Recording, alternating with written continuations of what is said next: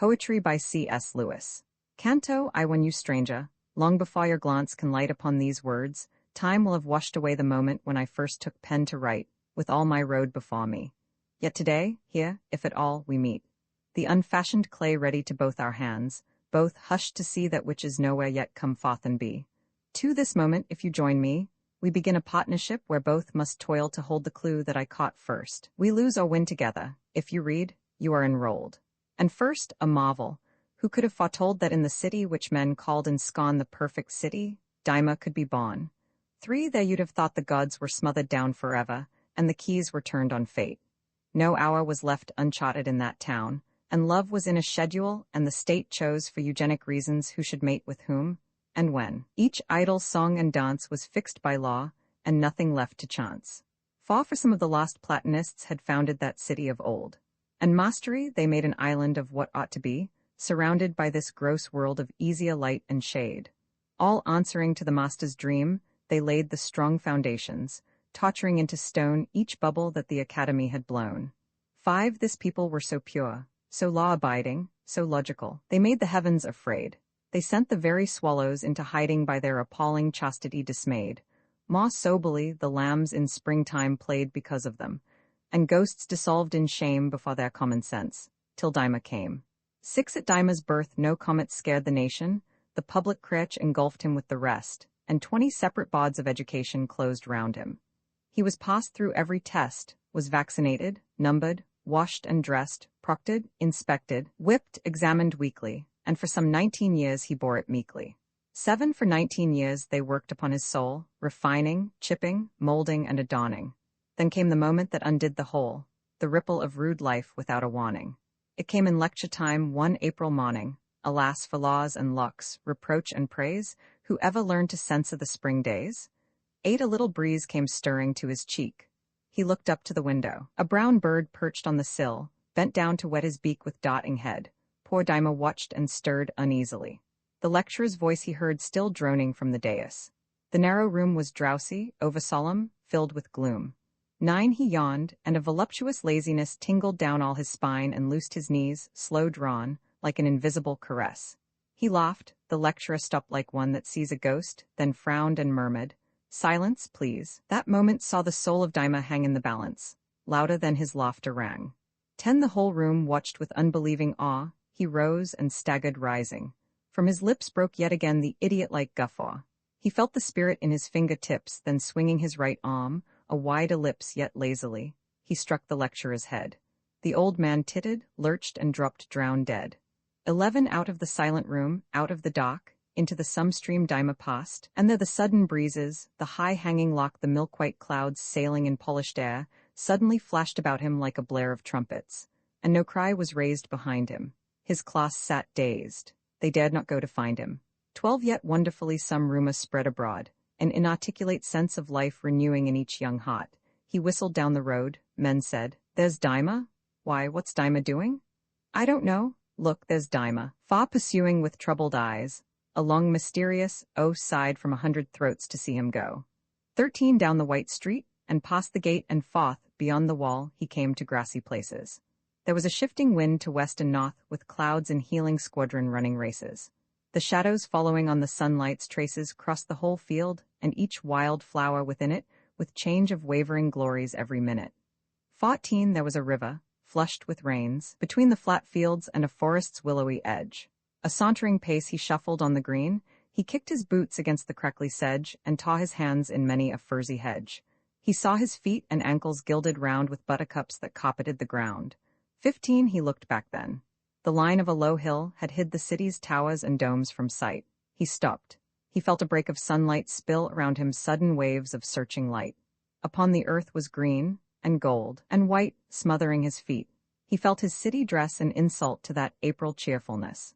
16. He said, "I've worn this dust heap long enough, here goes."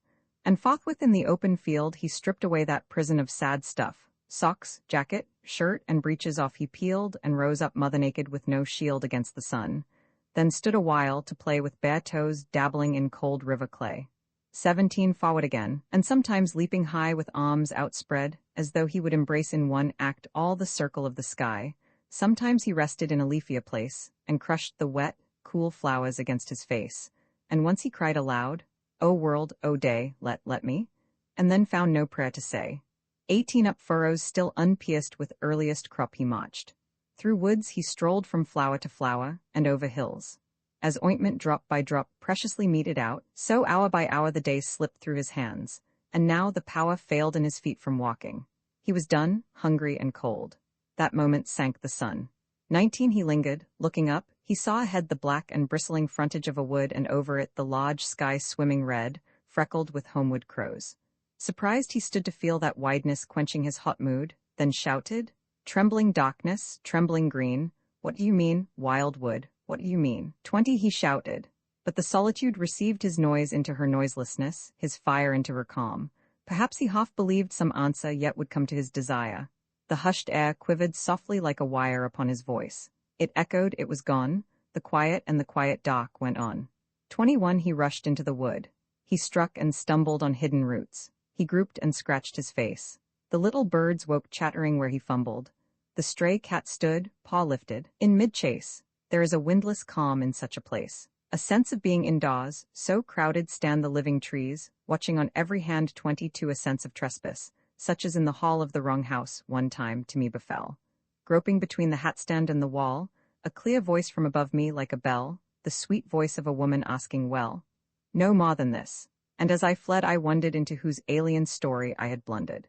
23 a like thing fell to Daima. Bending low, feeling his way he went. The curtained air sighed into sound above his head, as though stringed instruments and horns were riding there. It passed, and at its passing stirred his hair. He stood intent to hear. He heard again, and checked his breath half-drawn, as if with pain. 24 that music could have crumbled proud belief with doubt, or in the bosom of the sage madden the heart that had outmastered grief, and flood with tears the eyes of frozen age and turn the young man's feet to pilgrimage.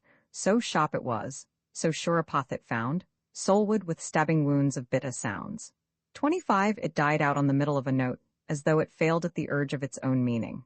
It left him with life quivering at the throat, limbs shaken and wet cheeks and body lanning, with strain towards the sound and senses glaining the lost, least, ebbing ripple of the air, searching the emptied darkness, muttering where. 26 then followed such a time as is forgotten with morning light, but in the passing seems unending.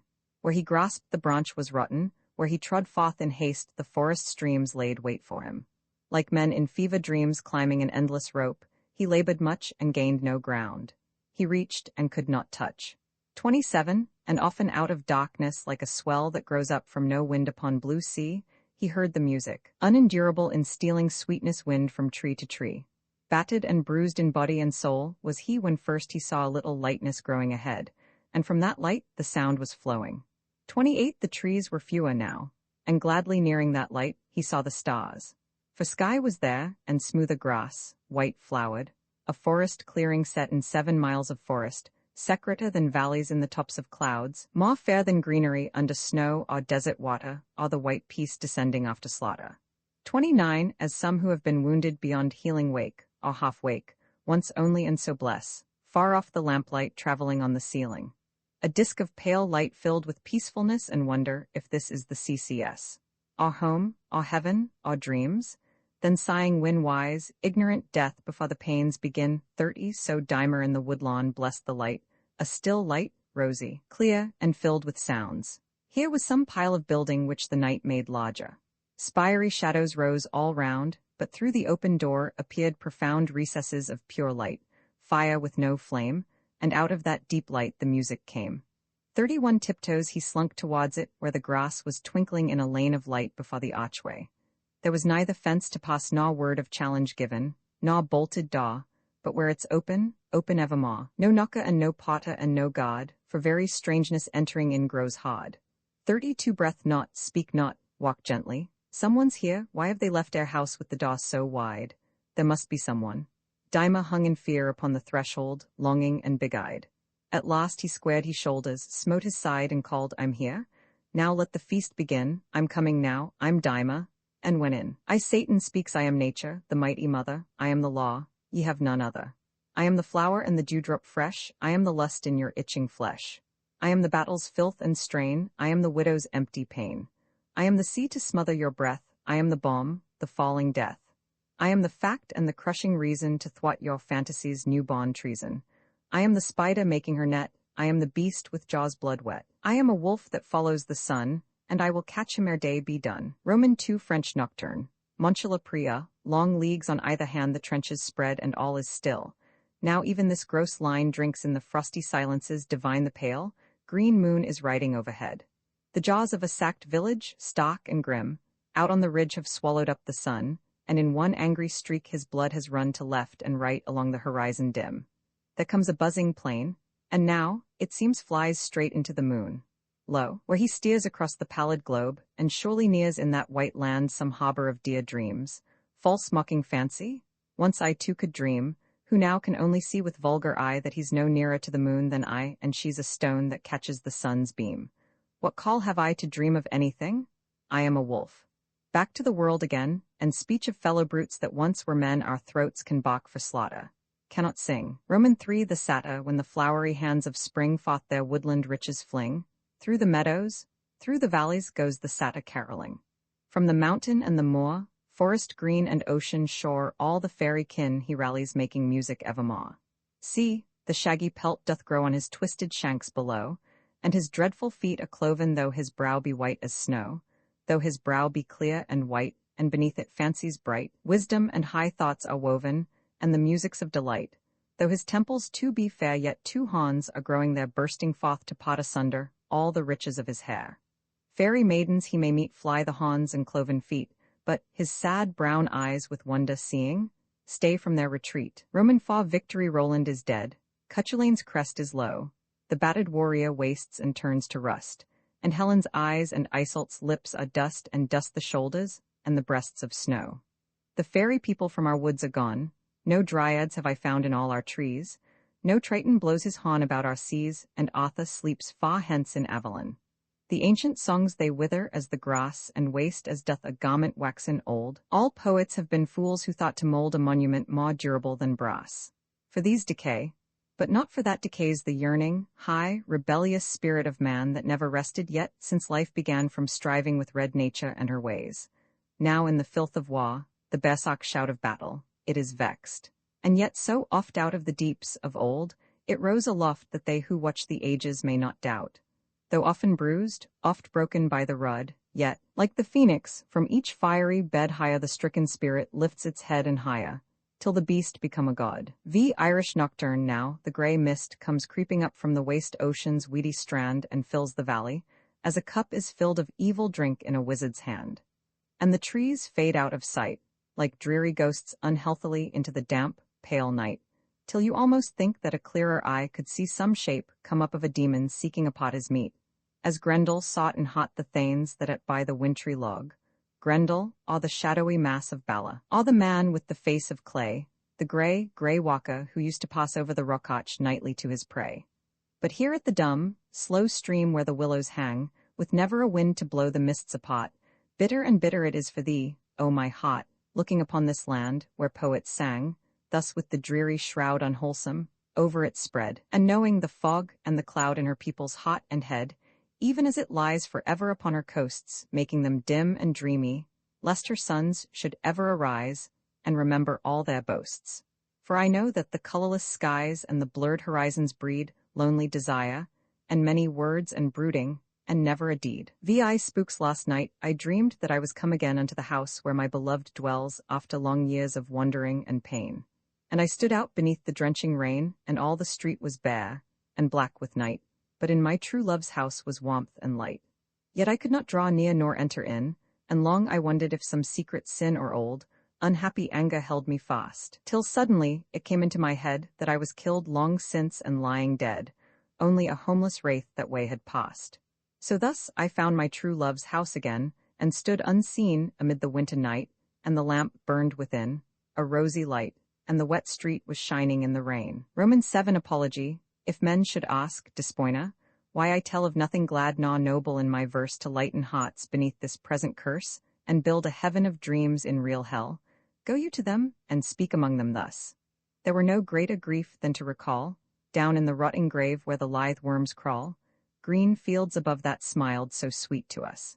Is it good to tell old tales of Troynovant or praises of dead heroes, tried and sage, or sing the queens of unforgotten age, Brynhild and Maeve and Virgin Bradamant? How should I sing of them? Can it be good to think of glory now, when all is done, and all our labor underneath the sun has brought us this, and not the thing we would? All these were rosy visions of the night, the loveliness and wisdom feigned of old. But now we wake. The east is pale and cold, no hope is in the dawn, and no delight. Roman 8 Ode for New Year's Day. Woe unto you, ye sons of pain that are this day in earth, now cry for all your torment. Now curse your hour of birth and the fathers who begat you to a portion nothing worth.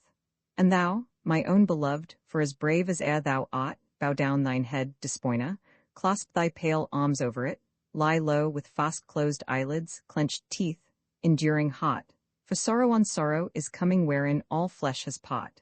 The sky above is sickening, the clouds of God's hate cover it, body and soul shall suffer beyond all word or thought, till the pain and noisy terror that these first years have wrought seem but the soft arising and prelude of the storm that fiercer still, and heavier with sharper lightnings fraught, shall pour red wrath upon us over a world deform. Thrice happy, O Despoina, were the men who were alive in the great age and the golden age, when still the cycle ran on upward curve, and easily, for then both maid and man and beast and tree and spirit in the green earth could thrive. But now one age is ending, and God calls home the stars and looses the wheel of the ages and sends it spinning back amid the death of nations, and points a downward track, and madness is come over us and great and little wars. He has not left one valley, one isle of fresh and green where old friends could forgather amid the howling wreck. It's vainly we are praying. We cannot check the power who slays and puts aside the beauty that has been. It's truth they tell, Despoina, none hears the eots complaining for nature will not pity, nor the red God lend an ear. Yet I too have been mad in the hour of bitter paining and lifted up my voice to God, thinking that he could hear the curse wherewith I cursed him, because the good was dead. But lo, I am grown wiser, knowing that our own hearts have made a phantom called the good, while a few years have sped over a little planet. And what should the great Lord know of it who tosses the dust of chaos and gives the suns their parts? Hither and thither he moves them. For an hour we see the show of it, only a little hour, and the life of the race is done.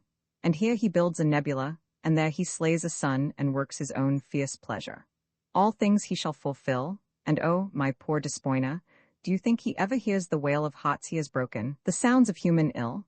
He cares not for our virtues, our little hopes and fears, and how could it all go on, love, if he knew of laughter and tears? Ah, sweet, if a man could cheat him. If you could flee away into some other country beyond the rosy west, to hide in the deep forests and be forever at rest from the rankling hate of God and the outworn world's decay. Roman 9 Night after the fret and failure of this day, and weariness of thought, O mother night, come with soft kiss to soothe our care away, and all our little tumults set to right. Most pitiful of all death's kindred fair, riding above us through the curtained air on thy dusk car, thou scatterest to the earth sweet dreams and drowsy charms of tender might and lover's dear delight, before tomorrow's birth. Thus art thou wont thy quiet lands to leave and pillared cots beyond the Milky Way, wherein thou tarriest all our solar day, while unsubstantial dreams before thee weave a foamy dance, and fluttering fancies play about thy palace in the silver ray of some far, moony globe. But when the hour, the long-expected, comes, the ivory gates open on noiseless hinge before thy bower unbidden, and the jeweled chariot waits with magic steeds.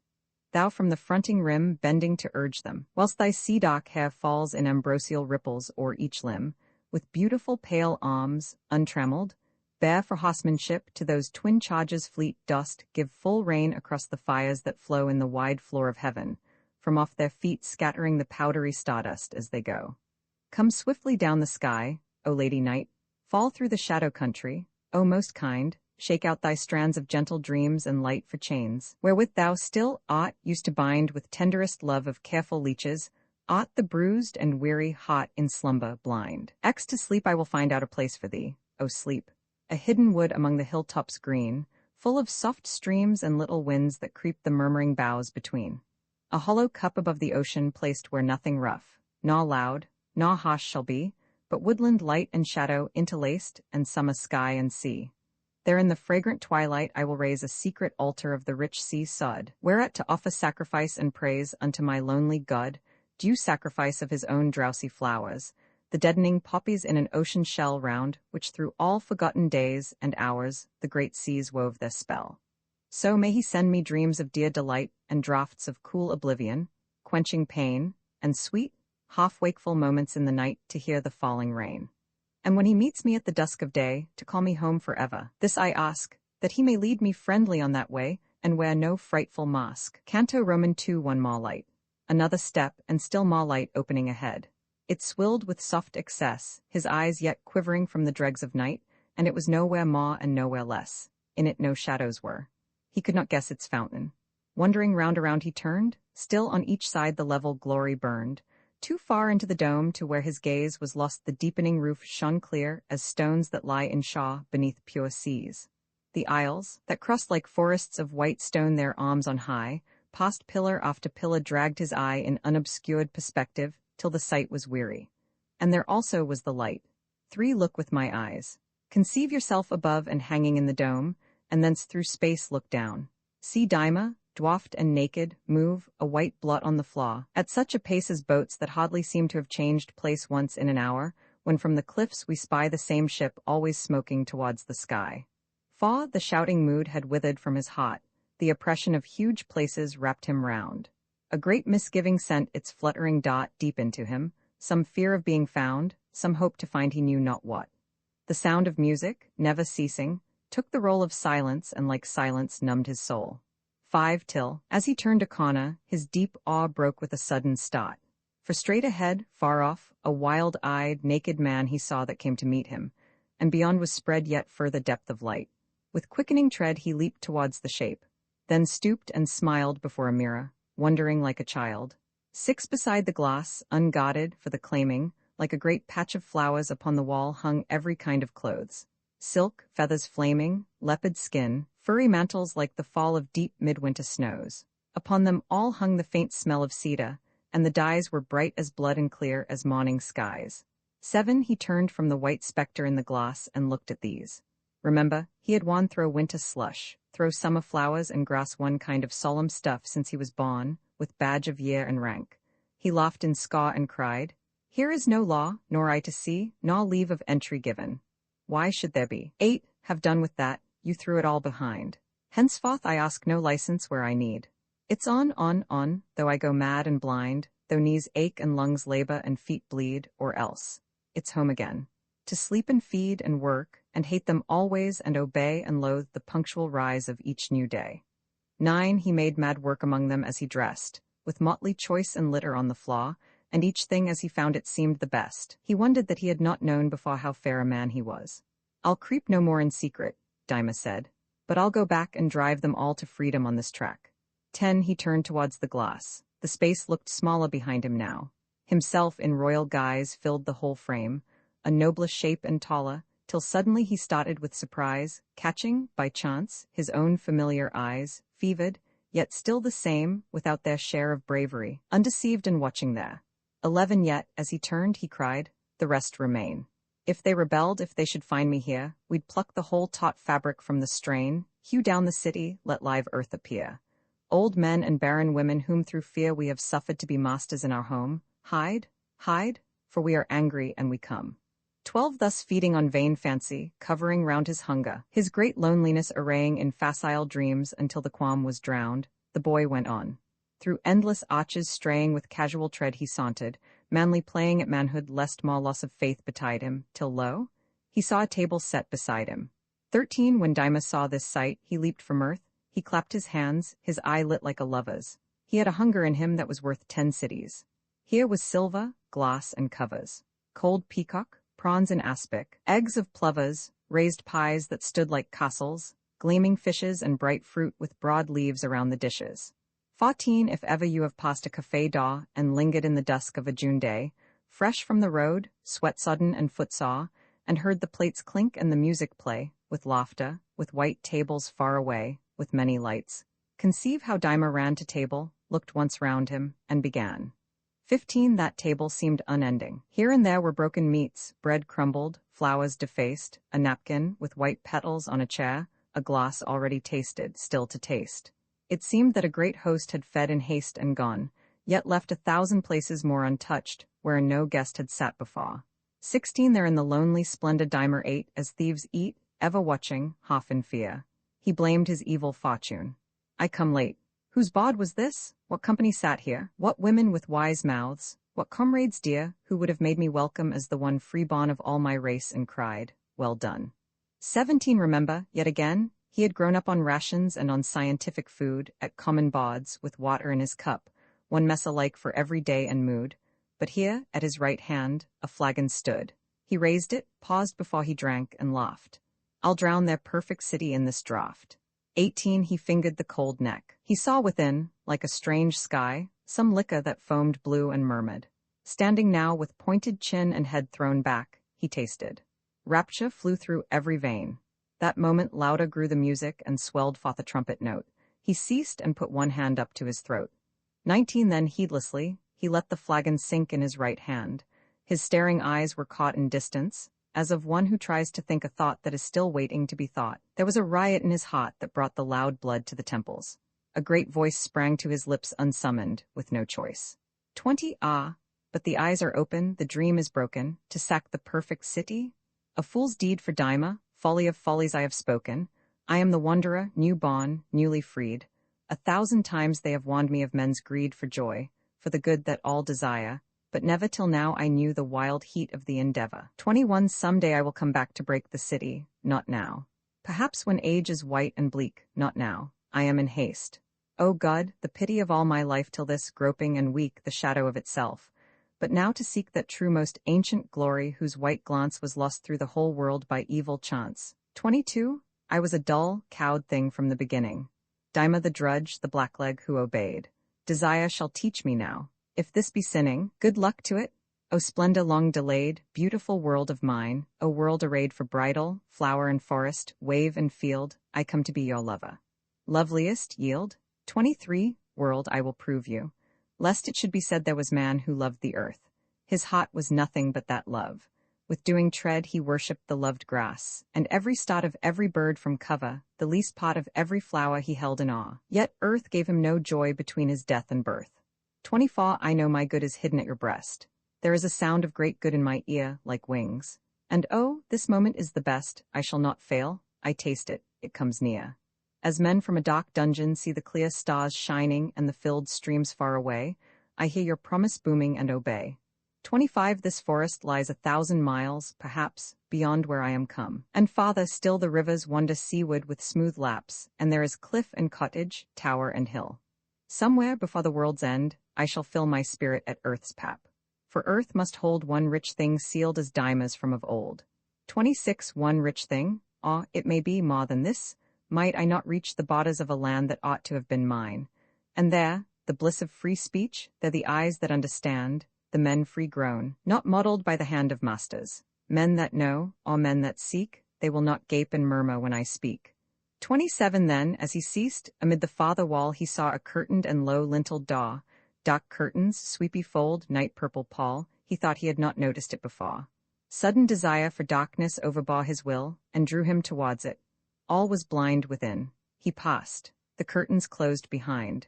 28 He entered a void. Night-scented flowers breathed there, but this was darker than the night that is most black with beating thunder showers. A disembodied world where depth and height and distance were unmade. No seam of light showed through. It was a world not made for seeing, one pure, one undivided sense of being. 29 Through darkness smooth as amber, warily, slowly he moved. The floor was soft beneath his feet. A cool smell that was holy and unholy, sharp like the very spring and roughly sweet, blew towards him, and he felt his fingers meet broad leaves and wiry stems that at his will unclosed before, and closed behind him still. 30 With body intent he felt the foliage quiver on breast and thighs.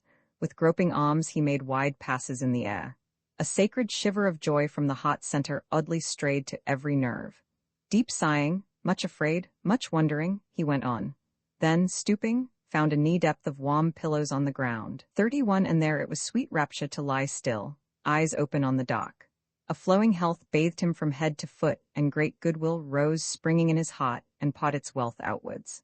Then came a hand as if by stealth out of the dock, and touched his hand, and after the beating silence budded into laughter. 32 A low grave laugh, and rounded like a pearl, mysterious, filled with home. He opened wide his arms.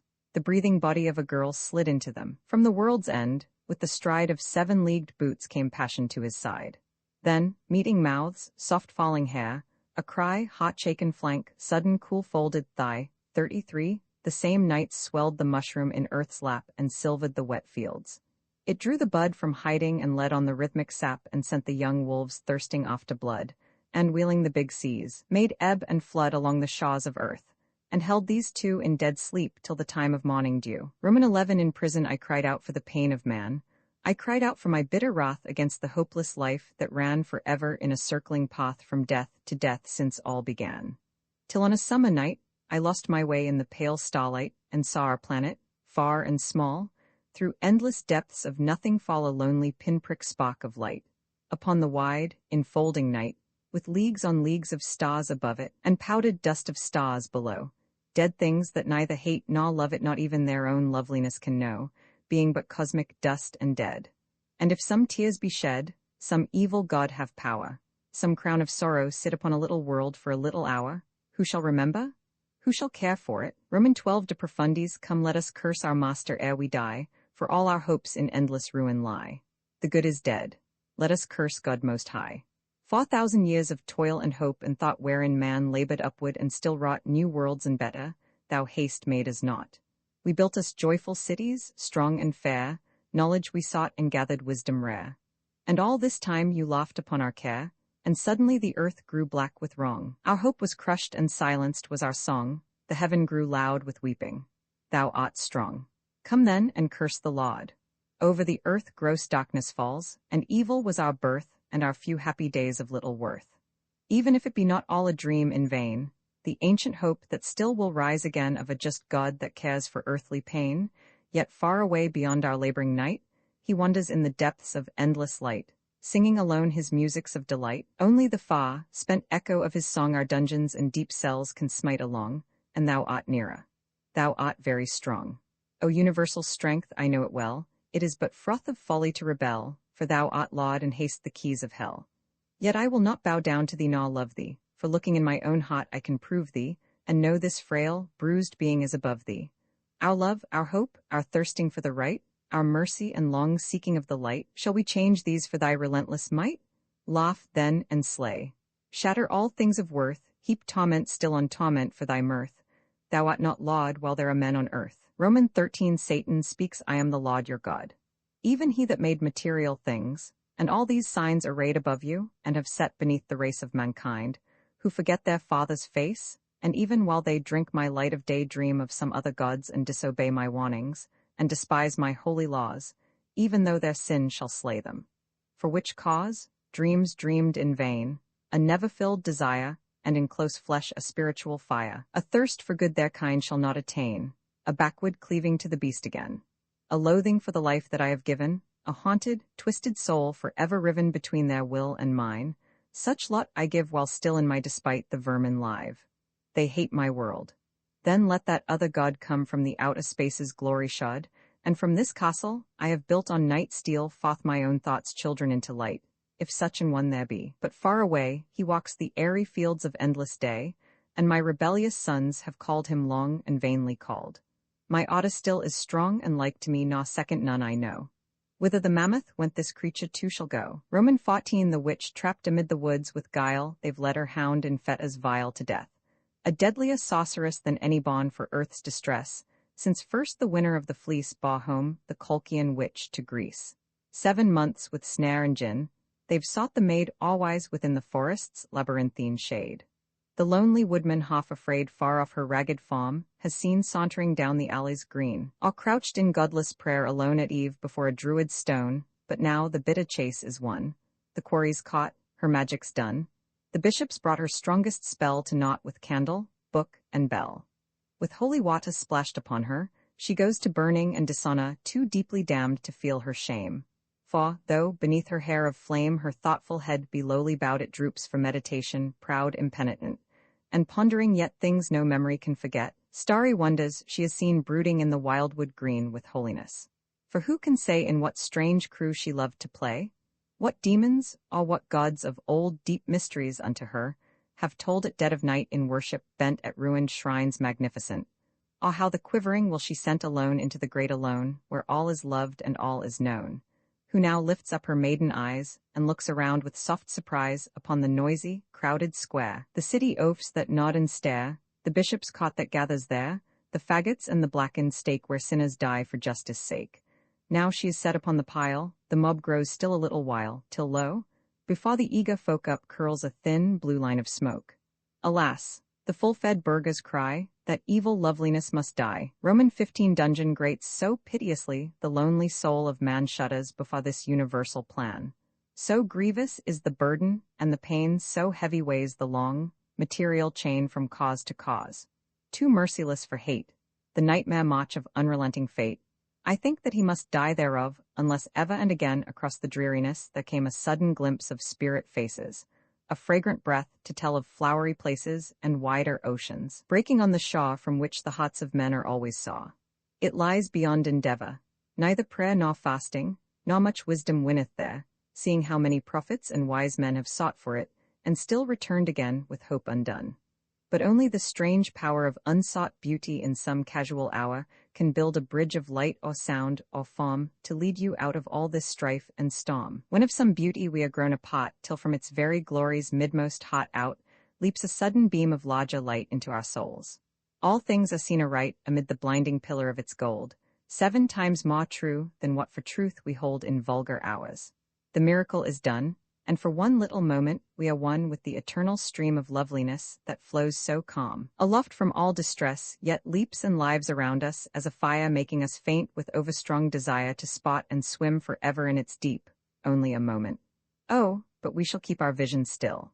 One moment was enough. We know we are not made of mortal stuff, and we can bear all trials that come after, the hate of men and the fool's loud bestial laughter and nature's rule and cruelties unclean, for we have seen the glory, we have seen. Romans 16, the philosopher who shall be our prophet then, chosen from all the sons of men to lead his fellows on the way of hidden knowledge, delving deep to nameless mysteries that keep their secret from the solar day.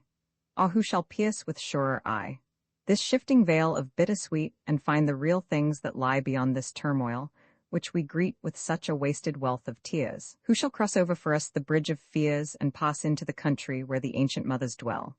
Is it in Elda, Bent, and Hahu, where the waste Atlantic swell, O lonely beaches, makes its raw? In his solitary tower through the long night hour by hour pause on old books with watery eye, when all his youth has passed him by, and folly is schooled, and love is dead, and frozen fancy laid abed, while in his veins the gradual blood slackens to a marish flood. For he rejoiceth not in the ocean's might, neither the sun giveth delight, nor the moon by night shall call his feet to wander in the haunted forest lawn.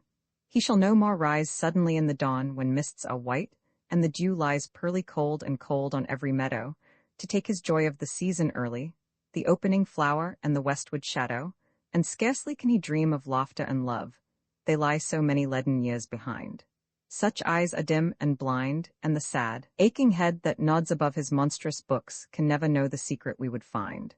But let our seer be young and kind and fresh and beautiful of show, and taken ere the lusty head and rapture of his youth be dead.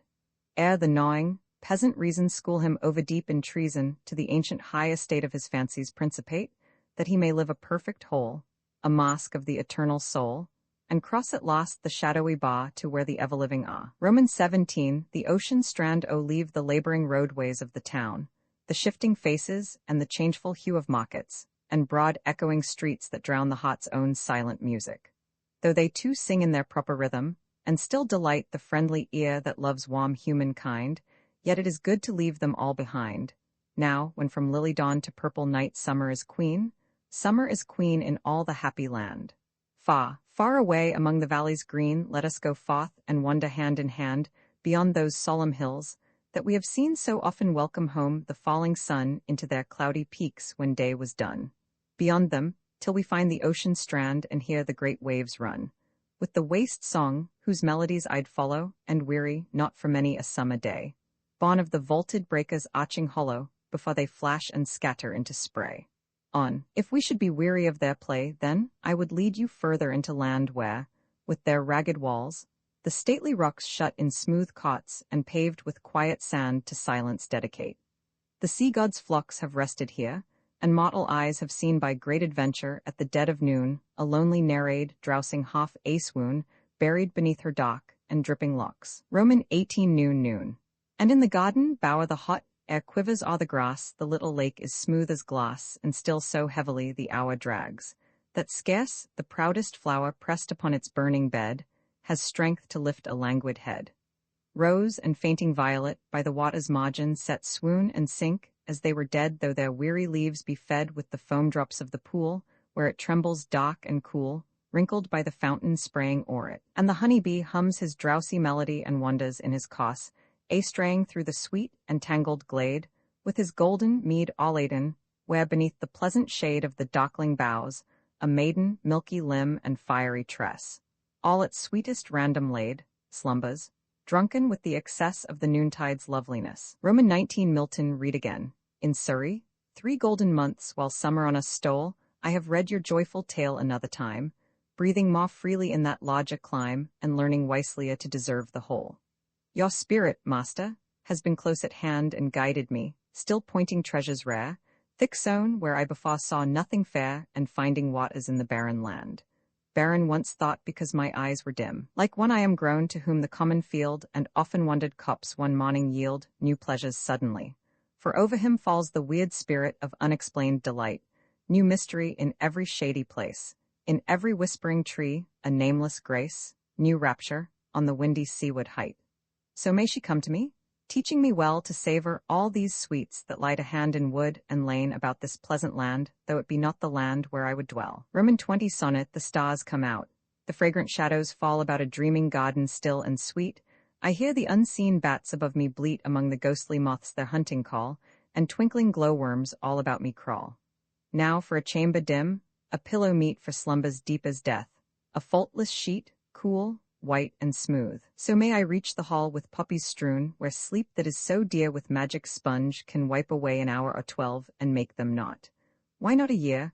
Why could a man not loiter in that bower until 1,000 painless cycles wa, and then, what if it held him evermore? Canto Roman 3. When he woke, and all at once before his eyes the pale spires of the chestnut trees in bloom rose waving, and beyond, dove-colored skies. But where he lay was dark, and out of gloom he saw them, through the doorway of a room full of strange scents and softness, padded deep with growing leaves, heavy with last night's sleep. 2. He rubbed his eyes. He felt that chamber wreathing new sleepiness around him. At his side he was aware of warmth and quiet breathing. Twice he sank back, loose-limbed and drowsy-eyed, but the wind came even there. A sparrow cried and the wood shone without. Then Dyma rose, just for one glance, he said, and went, tiptoes, 3 out into crisp gray air and drenching grass. The whitened cobweb sparkling in its place clung to his feet. He saw the wagtail pass beside him and the thrush, and from his face felt the thin-scented winds divinely chase the flush of sleep. Far off he saw, between the trees, long morning shadows of dark green. Far he stretched his lazy arms to their full height, yawning, and sighed anew, then wandered farther, watching with delight how his broad naked footprints stained the dew, pressing his foot to feel the cold come through between the spreading toes, then wheeled round each moment to some new, shrill forest sound. 5. The wood with its cold flowers had nothing there more beautiful than he, new waked from sleep, new born from joy. His soul lay very bare that moment to life's touch, and pondering deep now first he knew that no desire could keep these hours for always, and that men do die. But oh, the present glory of lungs and eye. 6. He thought. At home they are waking now. The stair is filled with feet. The bells clang far from me. Where am I now? I could not point to where the city lies from here. Then suddenly, if I were here alone, these woods could be a frightful place. But now I have met my friend who loves me, we can talk to the road's end. 7. Thus, quickening with the sweetness of the tale of his new love, he turned. He saw, between the young leaves, where the palace walls showed pale with chilly stone, but far above the green, springing like cliffs in air, the towers were seen, making more quiet yet the quiet dawn. Thither he came. He reached the open lawn. 8. No bird was moving here. Against the wall out of the unscythed grass the nettle grew. The doors stood open wide, but no footfall rang in the colonnades. Whispering through arches and hollow halls the light's wind blew, his awe returned. He whistled, then, no more, it's better to plunge in by the first door. 9. But then the vastness threw him into doubt. Was this the door that he had found last night? Or that, beneath the tower? Had he come out this side at all? As the first snow falls light with following rain before the year grows white, so the first, dim foreboding touched his mind, gently as yet, and easily thrust behind. 10, and with it came the thought, I do not know her name, no, nor her face. But still his mood ran blithely as he felt the morning blow about him, and the earth smell in the wood seemed waking for long hours that must be good here, in the unfettered lands, that knew no cause for grudging, out of reach of the old laws. 11 He hastened to one entry. Up the stair, beneath the pillared porch without delay, he ran, then halted suddenly, for there across the quiet threshold something lay, a bundle, a dark mass that barred the way. He looked again, and lo, the formless pile under his eyes was moving all the while.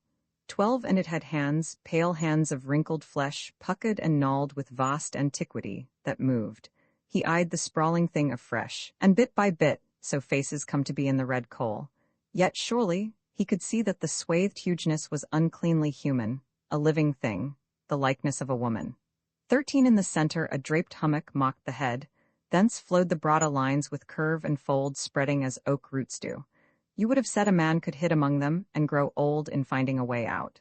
Breast manifold as of the Ephesian Artemis might be under that robe. The face he did not see. 14 And all his being answered, not that way. Never a word he spoke, stealthily creeping back from the door he drew. Quick, no delay, quick, but very quiet, backward peeping till fairly out of sight. Then shouting, leaping, shaking himself he ran, as puppies do from bathing, till that door was out of view. 15 Another gate, and empty. In he went and found a courtyard open to the sky, amidst it dripped a fountain. Heavy scent of flowers was here. The foxglove standing high sheltered the whining wasp. With hasty eye he travelled round the walls. One doorway led within. One showed a further cot ahead. 16 He ran up to the first, a hungry lover, and not yet taught to endure, not blunted yet, but weary of long waiting to discover that loved one's face. Before his foot was set on the first stair, he felt the sudden sweat cold on his sides. That sprawling mass in view, that shape, the horror of heaviness. Here too. 17 He fell back from the porch. Not yet, there must be other ways where he would meet no watcher in the door. He would not let the fear rise, nor hope falter, nor defeat be entered in his thoughts. A sultry heat seemed to have filled the day. His breath came short, and he passed on into that in a cot. 18 And like a dream, the sight he feared to find was waiting here.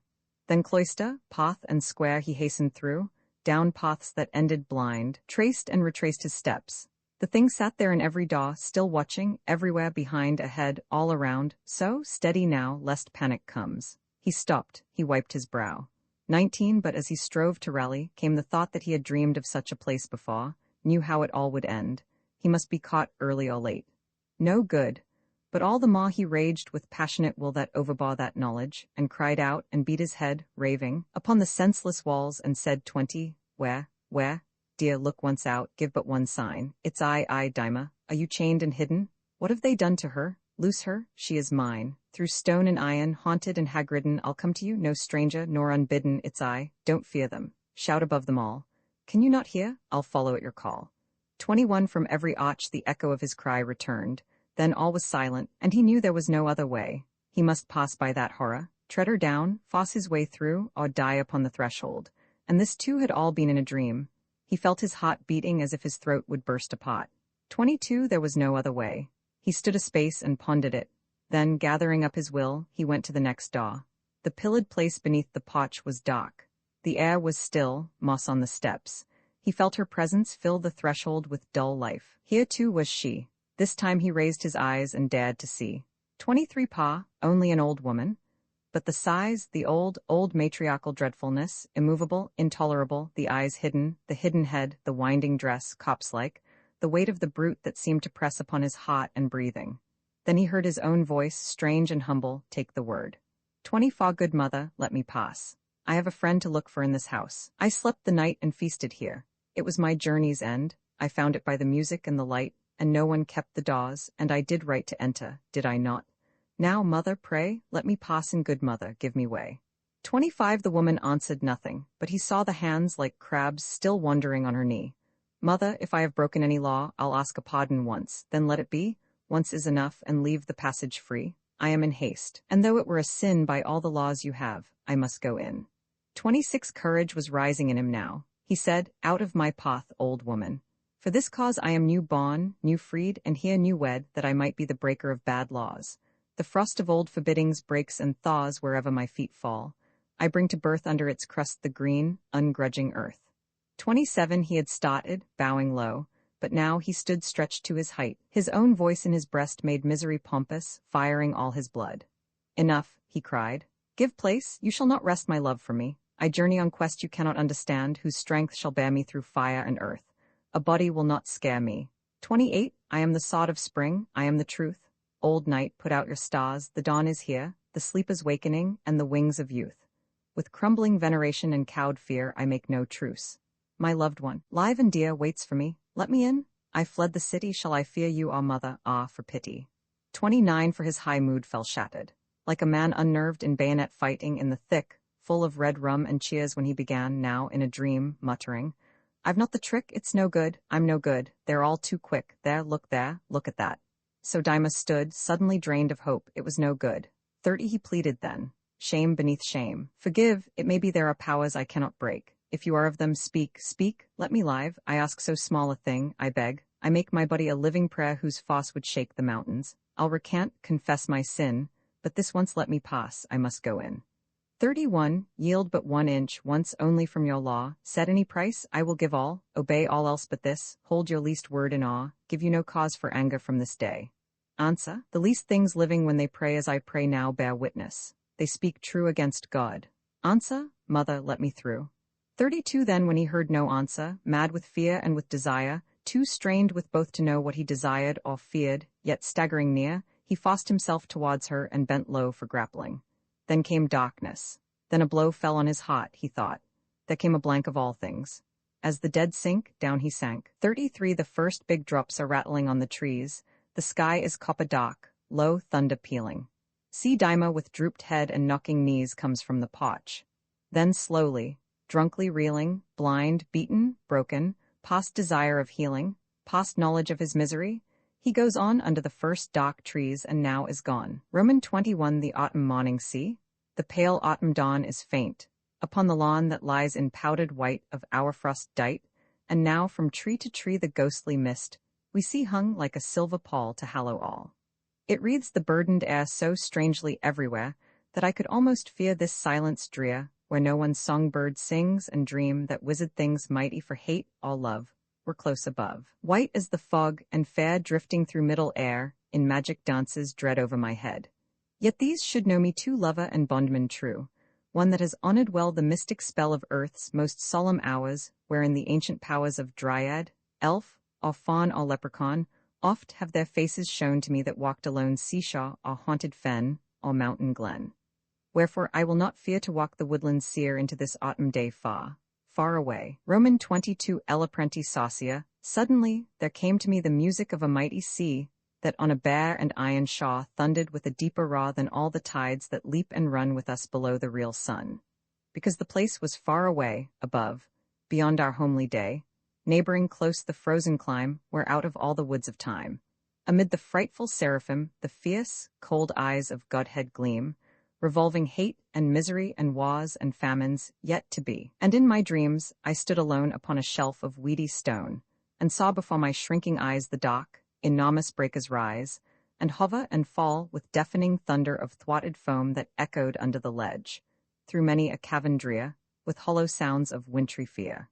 And through the waters waste and grey, thick strown for many a leg away, out of the toiling sea arose many a face and form of those thin, elemental people dear who live beyond our heavy sphere. And all at once from far and near, they all held out their arms to me, crying in their melody, leap in, and take thy fill of all the cosmic good and ill, be as the living ones that know enormous joy, enormous woe, pain beyond thought and fiery bliss.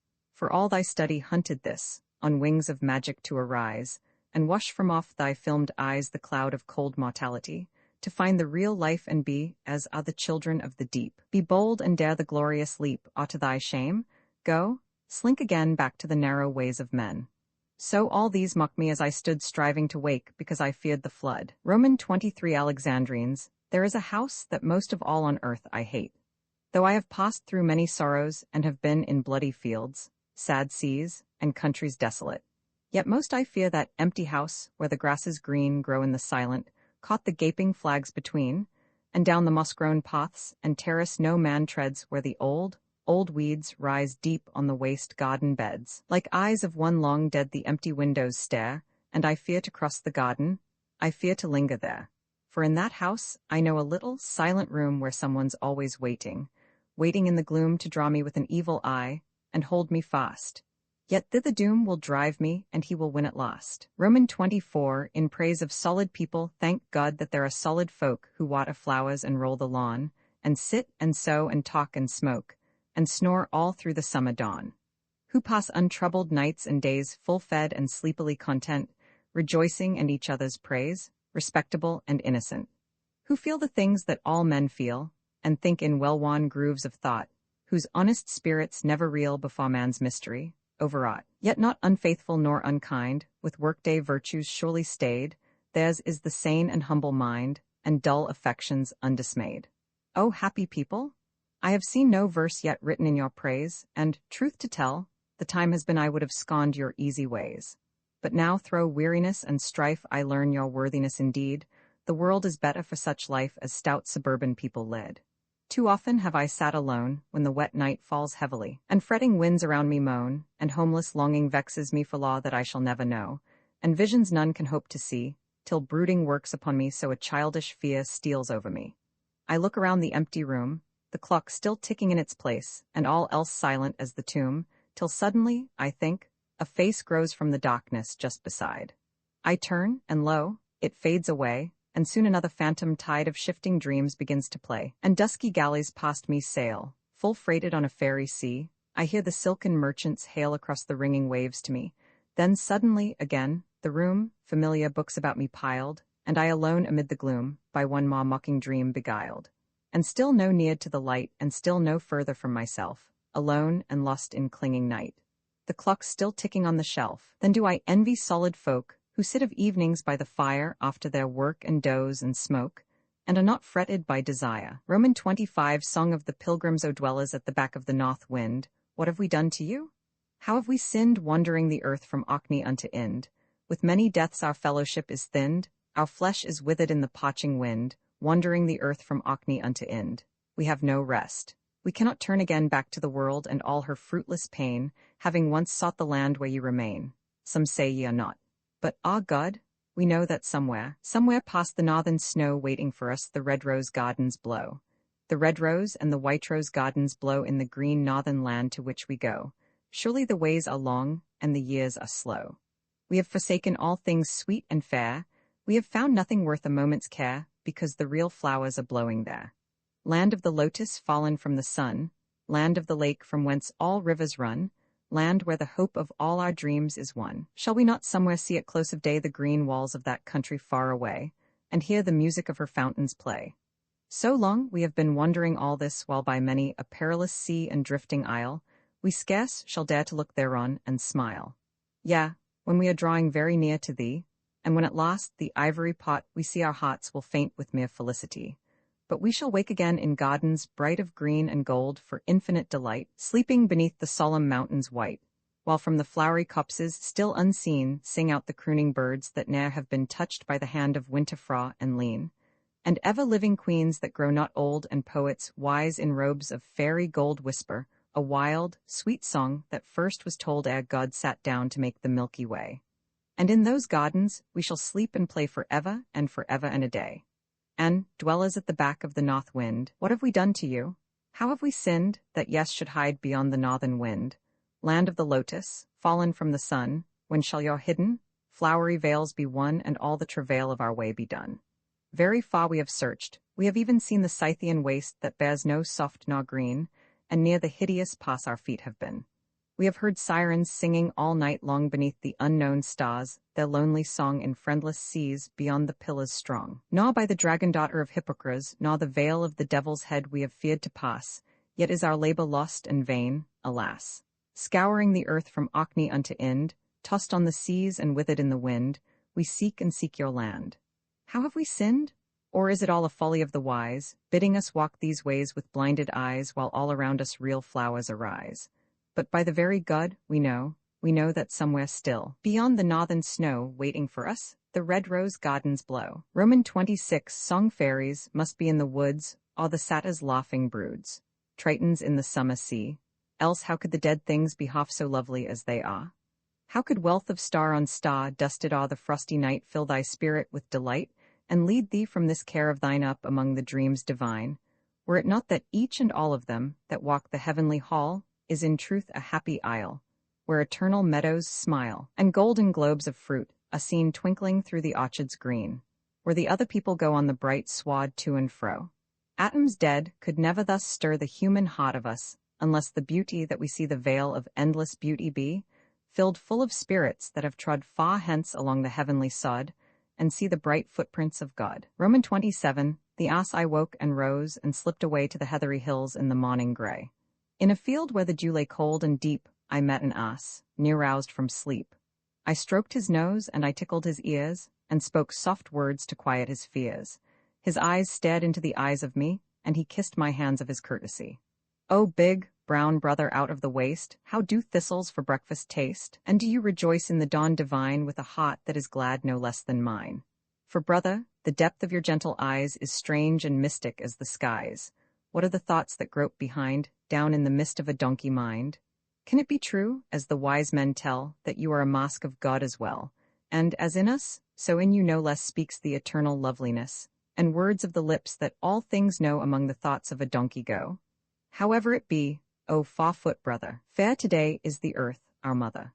God send you peace and delight thereof, and all green meat of the waste you love, and guard you well from violent men who'd put you back in the shafts again. But the ass had far too wise a head to answer one of the things I said, so he twitched his fair ears up and down, and turned to nuzzle his shoulder brown. Roman 28 ballad mystique. The big, red house is bare and lone, the stony garden waste and sere, with blight of breezes ocean blown to pinch the wakening of the year. My kindly friends with busy cheer my wretchedness could plainly show. They tell me I am lonely here. What do they know? What do they know? They think that while the gables moan and easements creak in winter drear, I should be piteously alone without the speech of comrades dear. And friendly for my sake they fear. It grieves them thinking of me so while all their happy life is near. What do they know? What do they know? That I have seen the Dagdas thrown in sunny lands without a tear, and found a forest all my own to ward with magic shield and spear, where, through the stately towers I rear for my desire, around me go immortal shapes of beauty clear. They do not know, they do not know. El envoy the friends I have without a peer beyond the western ocean's glow, whither the fairy galleys steer. They do not know, how should they know? Roman 29 night, I know a little druid wood, where I would slumber if I could, and have the murmuring of the stream to mingle with a midnight dream, and have the holy hazel trees to play above me in the breeze, and smell the thorny eglantine.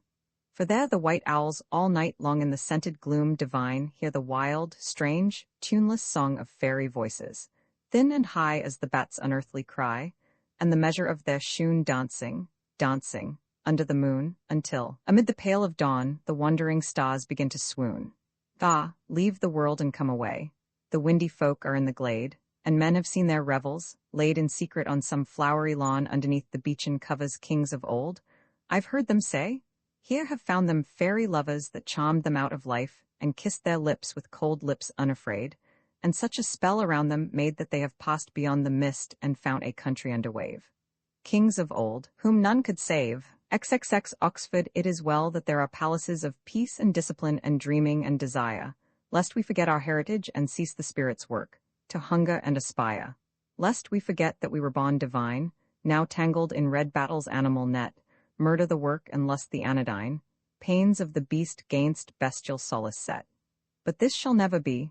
To us remains one city that has nothing of the beast, that was not built for gross, material gains, shop, wolfish power, or empire's glutted feast. We are not wholly brute. To us remains a clean, sweet city lulled by ancient streams, a place of visions and of loosening chains, a refuge of the elect, a tower of dreams. She was not builded out of common stone, but out of all men's yearning and all prayer that she might live, eternally our own, the Spirit's stronghold, bawed against despair. Cantor Roman 4:1. First came the peal that split the heavens apart straight overhead. Then silence. Then the rain. 12 miles of downward water like one dot, and in one leap were launched along the plain, to break the budding flower and flood the grain, and keep with dripping sound and undersong amid the wheeling thunder all night long. 2. He put his hands before his face. He stooped, blind with his hair. The loud drop's grim tattoo beat him to earth. Like summer grass he drooped, amazed, while sheeted lightning large and blue blinked wide and pricked and quivering eyeball through. Then, scrambling to his feet, with downward head he fought into the tempest as chance led. 3. The wood was mad. Sowing of branch and straining was there, drumming of water. Light was none, nor knowledge of himself. The trees complaining and his own throbbing heart seemed mixed in one sense of bitter loss and beauty undone. All else was blur and chaos and rainstream and noise, and the confusion of a dream. 4. Aha! Earth hates a miserable man, against him even the clouds and winds conspire. Heaven's voice smote Dyma's eardrum as he ran, its red throat plagued the dark with cotted fire, bobbed flame, coiled flame that ran like living wire charged with disastrous current, left and right about his path, hell blue or staring white. 5. Stab, stab, blast all at once. What's he to fear? Look there, that cedar shriveling in swift blight even where he stood, and there, that came near? Oh, if some shaft would break his soul outright, what he so to unload and scatter quite on the darkness this wild beating in his skull too burning to endure, too tense and full. 6. All lost, and driven away, even her name unknown. Oh fool, to have wasted for kiss time when they could have talked, an angry shame was in him. He had worshipped earth, and this, the venomed cloud's fire spitting from the abyss, this was the truth indeed, the world's intent unmasked and naked now, the thing it meant. 7. The storm lay on the forest a great time, wheeled in its thundery circuit, turned, returned. Still through the dead-leaved darkness, through the slime of standing pools and slots of clay storm-churned, went Dyma. Still the knotty lightning burned along black air. He heard the unbroken sound of water rising in the hollow ground. 8. He cursed it in his madness, flung it back. Sorrow as wild as young men's sorrows are, till after midnight, when the tempest's track drew off, between two clouds appeared one star. Then his mood changed. And this was heavier far, when bit by bit, rarer and still more rare, the weakening thunder ceased from the cleansed air. 9. When the leaves began to drip with dying rain and trees showed black against the glimmering sky, when the night birds flapped out and called again above him, when the silence cool and shy came stealing to its own, and streams ran by now audible amid the rustling wood.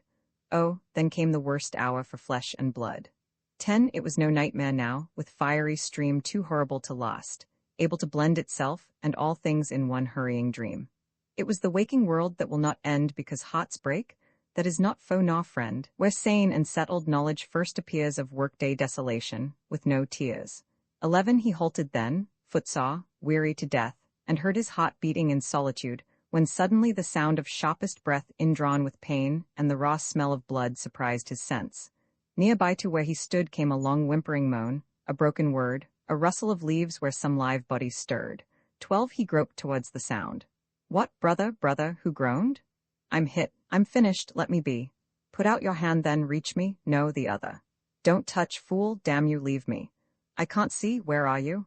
Then more groans. They've done for me. I've no hands, don't come near me. No, but stay, don't leave me, oh my God, is it near day? 13. Soon now, a little longer. Can you sleep? I'll watch for you. Sleep is it? That's ahead, but none till then. Listen, I've bled too deep to last out till the morning. I'll be dead within the hour, sleep then. I've heard it said they don't mind at the last, but this is hell. If I'd the strength, I have such things to tell. 14. All trembling in the dark and sweated over like a man reared in peace, unused to pain, sat Dyma near him in the lightless cover, afraid to touch and shamefaced to refrain. Then bit by bit, and often checked again with agony, the voice told on. The place was dark, that neither saw the other's face. 15. There is a city which men call and scorn the perfect city, eastward of this wood, you've heard about the place. There I was born, I'm one of them their work. Their sober mood, the ordered life, the laws are in my blood, a life, well, less than happy, something more than the red greed and lusts that went before. 16. All in one day, one man and at one blow brought ruin on us all. There was a boy, blue eyes, large limbs, were all he had to show. You need no greater prophets to destroy. He seemed a man asleep. Sorrow and joy had passed him by, the dreamiest, safest man, the most obscure, until this curse began. 17. Then, how or why it was, I cannot say, this Dyma, this fool baby pink and white, went mad beneath his quiet face. One day, with nothing said, he rose and laughed outright before his master. Then, in all our sight, even where we sat to watch, he struck him dead and screamed with laughter once again and fled. 18 Laud, how it all comes back. How still the place is, and he there lying dead, only the sound of a bluebottle buzzing, sharpened faces strained, gaping from the benches all around, the dead man hunched and quiet with no wound, and minute after minute terror creeping with dreadful hopes to set the wild heart leaping. 19 Then, one by one at random, no words spoken. We slipped out to the sunlight and away. We felt the empty sense of something broken and comfortless adventure all that day. Men loitered at their work and could not say what trembled at their lips or what new light was in girls' eyes. Yet we endured till night. 20 Then, I was lying awake in bed, shot through with tremulous thought, lame hopes and sweet desire of reckless days, with burning head. And then there came a clamor from the street, came nearer, nearer, nearer, stamping feet and screaming song and curses and a shout of who's for Dyma, Dyma? Up and out. 21 We looked out from our window. Thronging there 1,000 of our people, girls and men, raved and reviled and shouted by the glare of torches and bonfire blaze. And then came tumult from the street beyond. Again Dyma, they cried. And farther off there came the sound of gunfire and the gleam of flame. 22 I rushed down with the rest. Oh, we were mad. After this, it's all nightmare. The black sky between the housetops framed was all we had to tell us that the old world could not die, and that we were no gods. The flood ran high when first I came, but after was the worse. Oh, to recall? On Dyma rest the curse? 23 Our leader was a hunchback with red hair. Bran was his name. He had that kind of foss about him that will hold your eyes fast there, as in 10 miles of green one patch of goss will hold them. Do you know? His lips were coarse, but his eyes, like a prophet's, seemed to fill the whole face, and his tongue was never still. 24 He cried, as Dyma broke will break the chain. The world is free. They taught you to be chaste and labor and bear orders and refrain. Refrain? From what? All's good enough. We'll taste whatever is. Life murmurs from the waste beneath the mind, who made the reasoning pot the jailer of the wild gods in the hot. 25 We were a ragtail crew, wild-haired, half-dressed, all shouting up for Dyma, up away? Yet each one always watching all the rest and looking to his back. And some were gay like drunk man, some were cringing, pinched and gray with terror dry on the lip. The older ones had had the sense enough to bring their guns. 26 The wave where I was swallowed swelled and broke, after long surge, into the open square. And here there was more light. New clamor woke. Here first I heard the bullets sting the air and went hot round the heart. Our lords were there in barricade with all their loyal men. For every one man loyal Bran led 10. 27 Then charge and cheer and bubbling sobs of death, we hovered on their front. Like swarming bees, their spraying bullets came, no time for breath. I saw men's stomachs fall out on their knees, and shouting faces, while they shouted, freeze into black, bony masks. Before we knew we're into them, swine. Die then, that's for you. 28 The next that I remember was a lull and sated pause. I saw an old man lying before my feet with shattered skull, and both my arms dripped red. And then came Bran, and at his heels 100 murderers ran, with prisoners now, clamoring to take and try them and burn them, wedge their nails up, crucify them. 29 God, once the lying spirit of a cause with maddening words dethrones the mind of men. They're past the reach of prayer. The eternal laws hate them. Their eyes will not come clean again, but doom and strong delusion drive them then, without ruth, without rest, the iron laughter of the immortal mouths goes hooting after. 30 And we had firebrands too. Tower after tower fell sheathed in thundering flame. The street was like a furnace mouth. We had them in our power.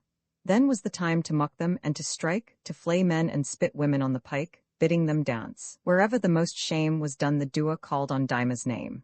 31 Faces of men in torture. From my mind they will not go away.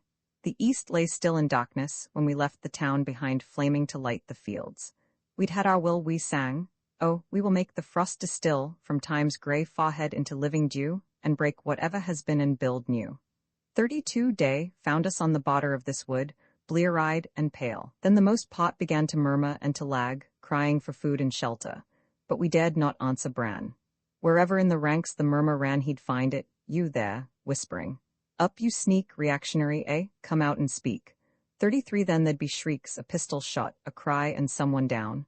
I was the third he caught. The others pushed me out beneath his eye, saying, he's here, capture. Who'd have thought, my old friends? But I know now. I've been taught. They cut away my 2 hands and my feet and laughed and left me for the birds to eat. 34 Oh, God's name, if I had my hands again and Dyma here, it would not be my blood. I am stronger now than he is, old with pain, one grip would make him mine, but it's no good, I'm dying fast. Look, stranger, where the wood grows lighter. It's the morning. Stranger dear, don't leave me, talk a little while, come near. 35 But Daima, sitting hunched with knee to chin, close to the dying man, answered no word. His face was stone. There was no meaning in his wakeful eyes. Sometimes the other stirred and fretted near his death, and Daima heard, yet sat like one that neither hears nor sees, and the cold east whitened beyond the trees. Roman 31 Hymn, for boys' voices. All the things magicians do could be done by me and you freely, if we only knew. Human children every day could play at games the fairies play if they were but shown the way. Every man a god would be laughing through eternity if as gods his eyes could see. All the wizardries of God, slaying matter with a nod, charming spirits with his rod, with the singing of his voice making lonely lands rejoice, leaving us no will nor choice, drawing headlong me and you, as the piping Orpheus drew man and beast the mountains through, by the sweetness of his horn calling us from lands fall on nearer to the widening morn. All that loveliness of power could be man's peculiar dower, even mine, this very hour. We should reach the hidden land and grow immortal out of hand, if we could but understand. We could revel day and night in all power, and all delight, if we learn to think aright. Roman 32 Our daily bread. We need no barbarous words nor solemn spell to raise the unknown. It lies before our feet. There have been men who sank down into hell in some suburban street, and some there are that in their daily walks have met archangels fresh from sight of God, or watched how in their beans and cabbage stalks long files of fairy trod. Often me too, the living voices call in many a vulgar and habitual place. I catch a sight of lands beyond the wall. I see a strange God's face. And some day this will work upon me, so I shall arise and leave both friends and home, and over many lands, a pilgrim go through alien woods and foam, seeking the lost steep edges of the earth, whence I may leap into that gulf of light wherein, before my narrowing self had birth, part of me lived aright. Roman 33 How he saw Angus, the god I heard the swallow sing in the eaves and rose all in a strange delight while others slept, and down the creaking stair, alone, tiptoes, so carefully I crept. The house was dark with silly blinds yet drawn, but outside the clean air was filled with light, and underneath my feet the cold, wet lawn with dew was twinkling bright. The cobwebs hung from every branch and spray gleaming with pearly strands of laden thread, and long and still the morning shadows lay across the meadows spread. At that pure hour when yet no sound of man stirs in the whiteness of the wakening earth, alone through innocent solitudes, I ran singing aloud for mirth, till I had found the open mountain heath yellow with goss, and rested there, and stood to gaze upon the misty sea beneath, or on the neighboring wood, that little wood of hazel and tall pine and youngling fir, where oft we have loved to see the level beams of early morning shine freshly from tree to tree. Through the denser wood there's many a pool of deep and night-bound shadow lingers, yet where the new-wakened flowers are damp and cool, and the long grass is wet. In the sweet heather long I rested there looking upon the dappled, early sky, when suddenly, from out the shining air a god came flashing by. Swift, naked, eager, pitilessly fair, with a live crown of birds about his head, singing and fluttering, and his fiery hair, far out behind him spread, streamed like a rippling touch upon the breeze of his own glorious swiftness. In the grass he bruised no feathery stalk, and through the trees I saw his whiteness pass. But when I followed him beyond the wood, lo, he was changed into a solemn bull that there upon the open pasture stood and browsed his lazy full. Roman 34 The roads I stand on the windy uplands among the hills of down with all the world spread out beneath, meadow and sea and town, and ploughlands on the far-off hills that glow with friendly brown. And ever across the rolling land to the far horizon line, where the blue hills border the misty west, I see the white roads twine, the rare roads and the fair roads that call this heart of mine. I see them dip in the valleys and vanish and rise and bend from shadowy dell to windswept fell, and still to the west they wend, and over the cold blue ridge at last to the great world's utmost end. And the call of the roads is upon me, a desire in my spirit has grown to wander forth in the highways, twixt earth and sky alone, and seek for the lands no foot has trod, and the seas no sail had known. For the lands to the west of the evening and east of the morning's birth, where the gods unseen in their valleys green are glad at the ends of the earth, and fear no morrow to bring them sorrow, nor night to quench their mirth. Roman 35 Hesperus through the starry hollow of the summer night I would follow Hesperus the bright, to seek beyond the western wave his garden of delight. Hesperus the fairest of all gods that are, peace and dreams thou bearest in thy shadowy car, and often in my evening walks I've blessed thee from afar. Stars without number, dust the moon of night, thou the early slumber and the still delight of the gentle twilit hours rulest in thy right. When the pale skies shiver, seeing night is done, past the ocean river, lightly thou dost run, to look for pleasant, sleepy lands that never fear the sun. Where, beyond the waters of the outer sea, thy triple crown of daughters that guards the golden tree sing out across the lonely tide a welcome home to thee. And while the old, old dragon for joy lifts up his head, they bring thee forth a flagon of nectar foaming red, and underneath the drowsy trees of poppies strew thy bed. Ah, that I could follow in thy footsteps bright, through the starry hollow of the summer night, sloping down the western ways to find my heart's delight. Roman 36 The star bath, a place uplifted towards the midnight sky far, far away among the mountains old, a treeless waste of rocks and freezing cold, where the dead, cheerless moon rode neighboring by. And in the midst a silent tarn there lay, a narrow pool, cold as the tide that flows where monstrous bergs beyond Varangia stray, rising from sunless depths that no man knows. Thither as clustering fireflies have I seen at fixed seasons, all the stars come down to wash in that cold wave their brightness clean, and win the special fire wherewith they crown the wintry heavens in frost. Even as a flock of falling birds, down to the pool they came. I saw them, and I heard the icy shock of stars engulfed with hissing of faint flame, ages ago before the birth of men or earliest beast.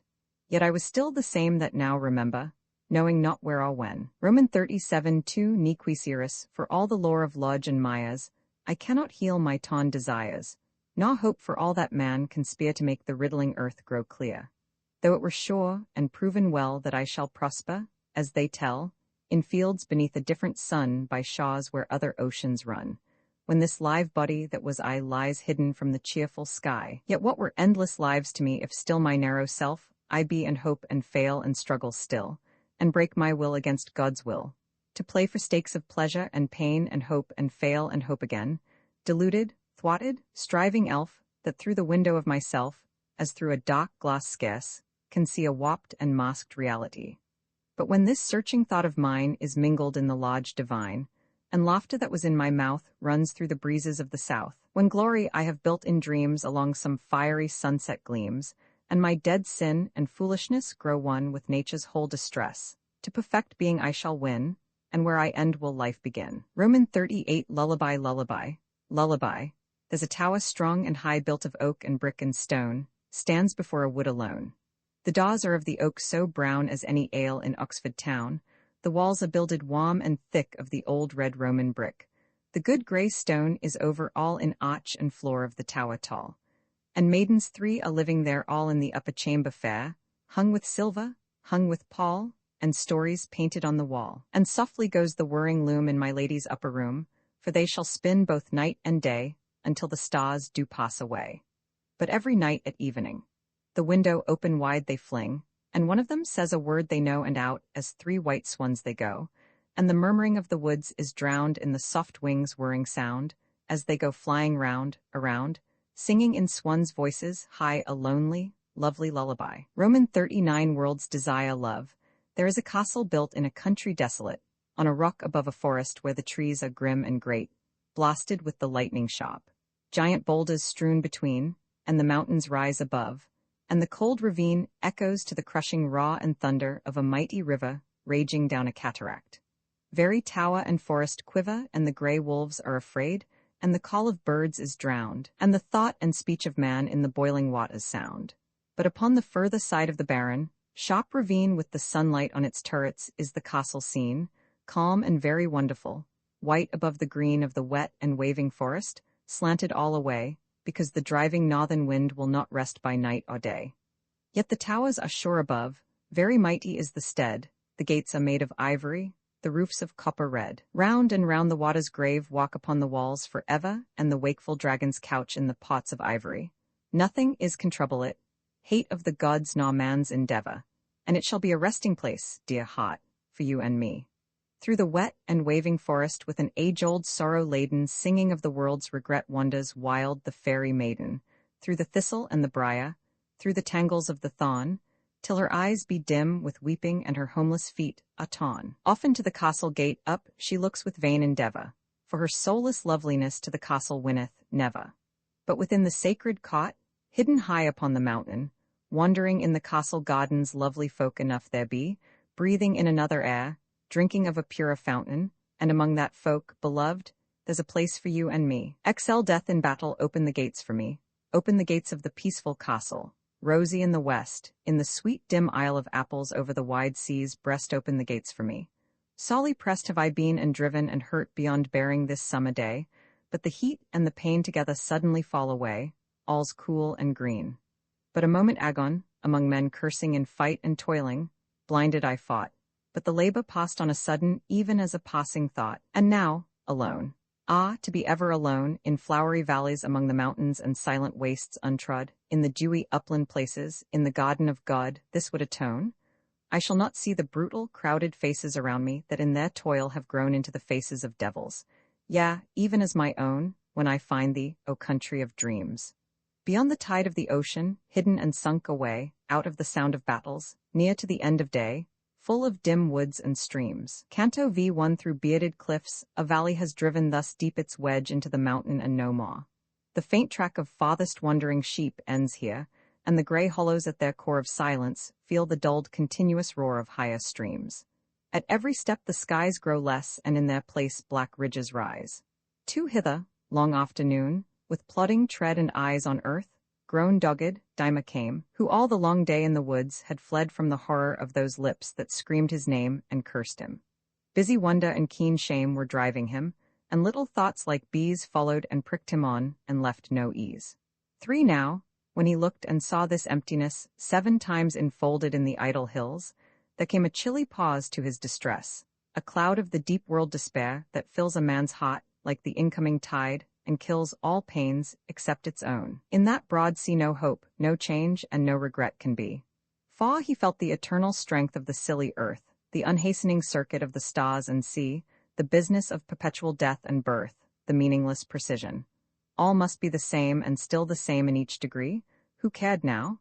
And the smiled and could forgive, believing that for sure he would not live. 5 then, where he saw a little water run beneath a bush, he slept. The chills of May came dropping, and the stars peered one by one out of the deepening blue, while far away the western brightness dulled to bars of gray.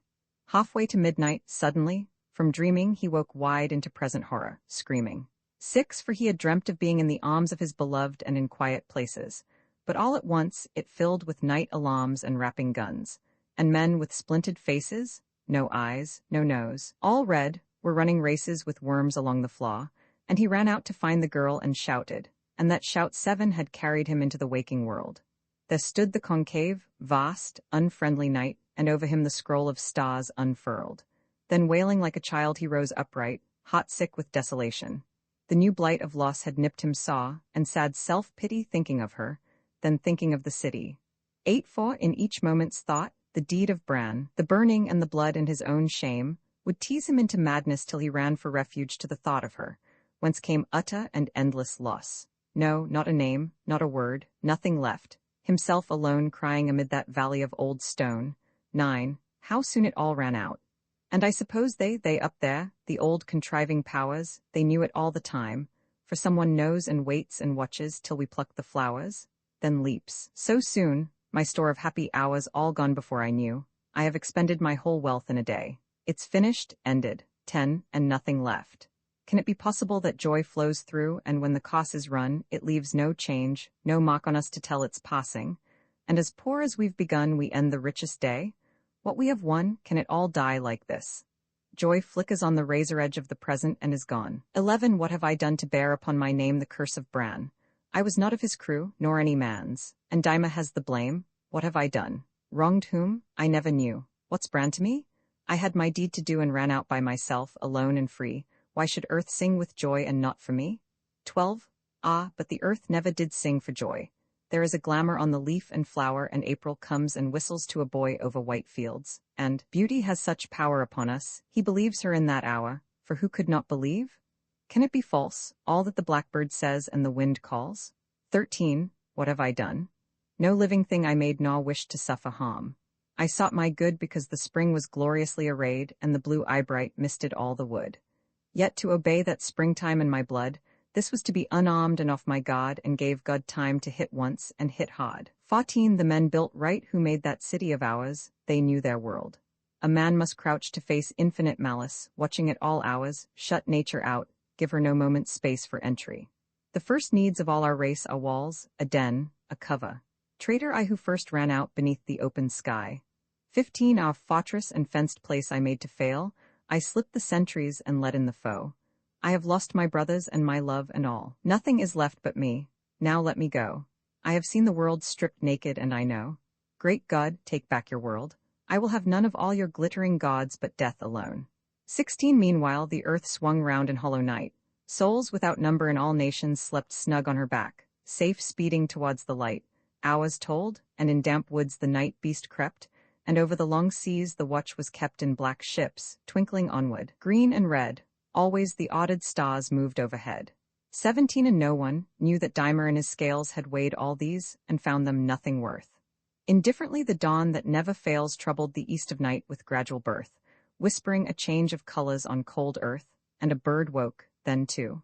The sunlight ran along the hills and yellow day began. 18. But stagnant gloom clung in the valley yet. Hills crowded out a third part of the sky, black-looking, and the boulders dripped with wet, no bird sang.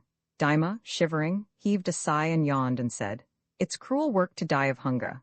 And again, with cloudy breath blown between chattering teeth, "It's a bad death." 19. He crouched and clasped his hands about his knees and hugged his own limbs for the pitiful sense of homeliness they had. Familiars these, this body, at least his own, his lost defense, but soon his morning misery drove him thence, eating his heart, to wander as chance led on upward, to the narrowing gully's head. 20. The cloud lay on the nearest mountain top as from a giant's chimney smoking there, but Daima took no heed. Sometimes he'd stop, sometimes he hurried faster, as despair pricked deeper and cried out. Even now, somewhere, Bran with his crews at work. They rack, they burn, and there's no help in me. I've served their turn. 21. Meanwhile, the furrowed fog rolled down ahead, long tatters of its vanguard smearing round the bases of the crags. Like cobwebs shed down the deep Kamez, it dulled the tinkling sound of waters on the hills. The spongy ground faded 3 yards ahead, then nearer yet fell the cold wreaths, the white depth gleaming wet. 22. Then, after a long time, the path he trod led downward. Then all suddenly it dipped far steeper, and yet steeper, with smooth sod. He was half running now. A stone that slipped beneath him rattled headlong down. He tripped, stumbled, and clutched, then panic, and no hope to stop himself, once lost upon that slope. 23. And faster, ever faster, and his eye caught treetops far below. The nightmare feeling had gripped him. He was screaming, and the sky seemed hanging upside down. Then struggling, reeling, with effort beyond thought he hung half-kneeling, halted one saving moment. With wild will he clawed into the hillside and lay still, 24 half hanging on both arms. His idle feet dangled and found no hold. The moor lay wet against him, and he sweated with the heat of terror, all alive. His teeth were set. "By God, I will not die," said he, "not yet." Then slowly, with enormous strain, he heaved himself an inch, then heaved again, 25 till saved and spent he lay. He felt indeed it was the big, round world beneath his breast, the mother planet proven at this need. The shame of glad surrender stood confessed, he cared not for his boasts. This was best, this giving up of all. He need not strive, he panted, he lay still, he was alive. 26. And now his eyes were closed. Perhaps he slept, lapped in unearthly quiet. Never knew how bit by bit the fog's white rearguard crept over the crest and faded, and the blue first brightening at the zenith trembled through, and deepening shadows took a sharper from each moment, and the sandy earth grew warm. 27. Yet, dreaming of blue skies, in dream he heard the pure voice of Locke that seemed to send its song from heights beyond all height. That bird sang out heaven, the world will never end, sang from the gates of heavens, will never end. Sang till it seemed there was no other thing but bright space and one voice set there to sing. 28. It seemed to be the murmur and the voice, all beings beyond number, each and all singing I am. Each of itself made choice and was. Whence flows the justice that men call divine. She keeps the great worlds lest they fall from hour to hour, and makes the hills renew their ancient youth, and sweetens all things through. 29. It seemed to be the low voice of the world brooding alone beneath the strength of things, murmuring of days and nights and years unfurled forever, and the unwearied joy that brings out of old fields the flowers of unborn springs. Out of old wars and cities burned with wrong, a splendor in the dark, a tale, a song. 30 The dream ran thin towards waking, and he knew it was but a bird's piping with no sense. He rolled round on his back. The sudden blue, quivering with light, heard, cloudless and intense, shone over him. The lock still sounded thence and stirred him at the heart. Some spacious thought was passing by too gently to be caught. 31 With that he thrust the damp hair from his face and sat upright. The perilous cliff dropped sheer before him, close at hand, and from his place listening in mountain silence, he could hear birds crying far below. It was not fear that took him, but strange glory, when his eye looked past the edge into surrounding sky. 32 He rose and stood. Then lo, the world beneath. Wide pools that in the sun-splashed foothills lay, sheep-doted downs, soft-piled and rolling heath, river and shining weir and steeples gray, and the green waves of forest. Far away distance rose heaped on distance. Near a hand, the white roads leading down to a new land. Canto vi The sun was high in heaven, and Daima stood a bright speck on the endless mountain side, till, blossom after blossom, that rich mood faded and truth rolled homeward. Like a tide before whose edge the weak soul fled to hide in vain, with ostrich head, through many a shape of coward fancy, whimpering for escape. 2 But only for a moment, then his soul took the full swell, and heaved a dripping prow clear of the shattering wave crest. He was whole. No veils should hide the truth, no truth should cow the dear self-pitying heart. I'll babble now no longer, Daima said. I'm broken in.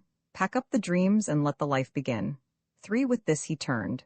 I must have food today, he muttered. Then among the cloudless hills by winding tracks he sought the downward way, and followed the steep course of tumbling rills.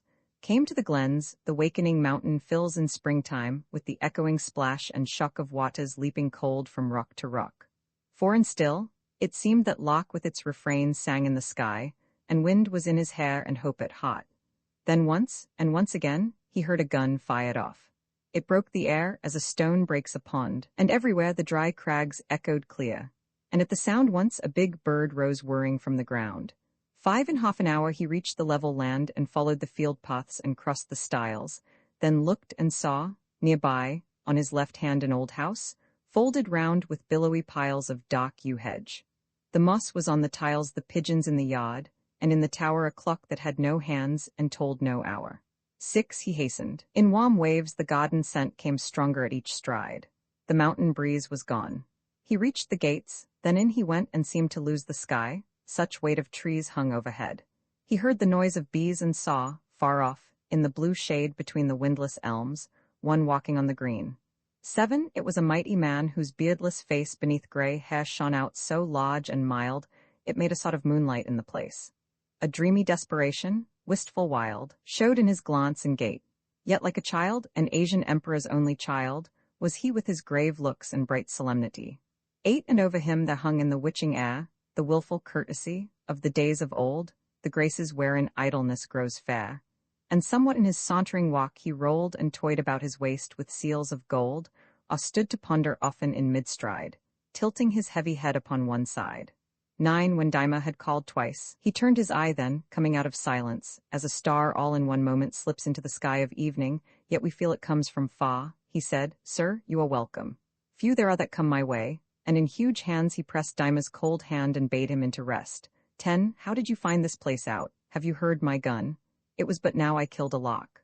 What, sir? Said Daima. Shoot the singing bird? Sir, said the man, they sing from dawn till dark and interrupt my dreams too long. But Hawk, another, did you hear no singing? No, it was my fancy then, pray, let it go. 11 From here you see my garden's only flaw. Stand here, sir, at the dial. Daima stood. The master pointed, then he looked and saw how hedges and the funeral quietude of black trees fringed the garden like a wood, and only in one place, one gap that showed the blue side of the hills, the white hill road. 12 I have planted fir and larch to fill the gap, he said, because this too makes war upon the art of dream, but by some great mishap nothing I plant will grow there. We pass on, the sunshine of the afternoon is gone. Let us go in. It draws near time to sup. I hate the garden till the moon is up. 13 They passed from the hot lawn into the gloom and coolness of the porch, then, past a door that opened with no noise, into a room where green leaves choked the window, and the floss sank lower than the ground. A tattered star of brown books met the eye, a crystal ball, and masks with empty eyes along the wall. 14 Then Dyma sat, but knew not how nor where, and supper was set out before these two, he saw not how, with silver old and rare but tarnished, and he ate and never knew what meats they were. At every bite he grew more drowsy and let slide his crumbling will. The master at his side was talking still. 15 And all his talk was tales of magic words and of the nations in the clouds above, astral and airish tribes who fish for birds with angles. And by history, he could prove how chosen spirits from earth had won their love, as Atha or Usheen. And to their isle went Helen for the sake of a Greek smile. 16 And ever in his talk he mustered well his texts and strewed old authors round the way.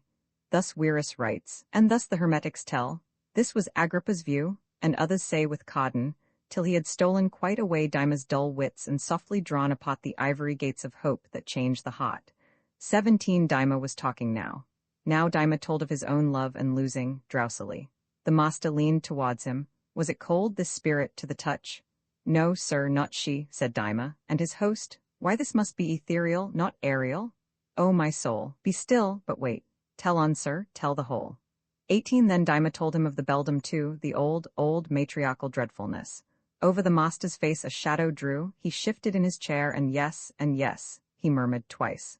I never looked for less, always the same, that frightful woman shape besets the dreamway and the soul's escape. 19 But now, when Dyma made to talk of Bran, a huge indifference fell upon his host, patient and wondering-eyed. Then he began, forgive me, you are young. What helps us most is to find out again that heavenly ghost who loves you. For she was a ghost, and you in that place where you met were ghostly too.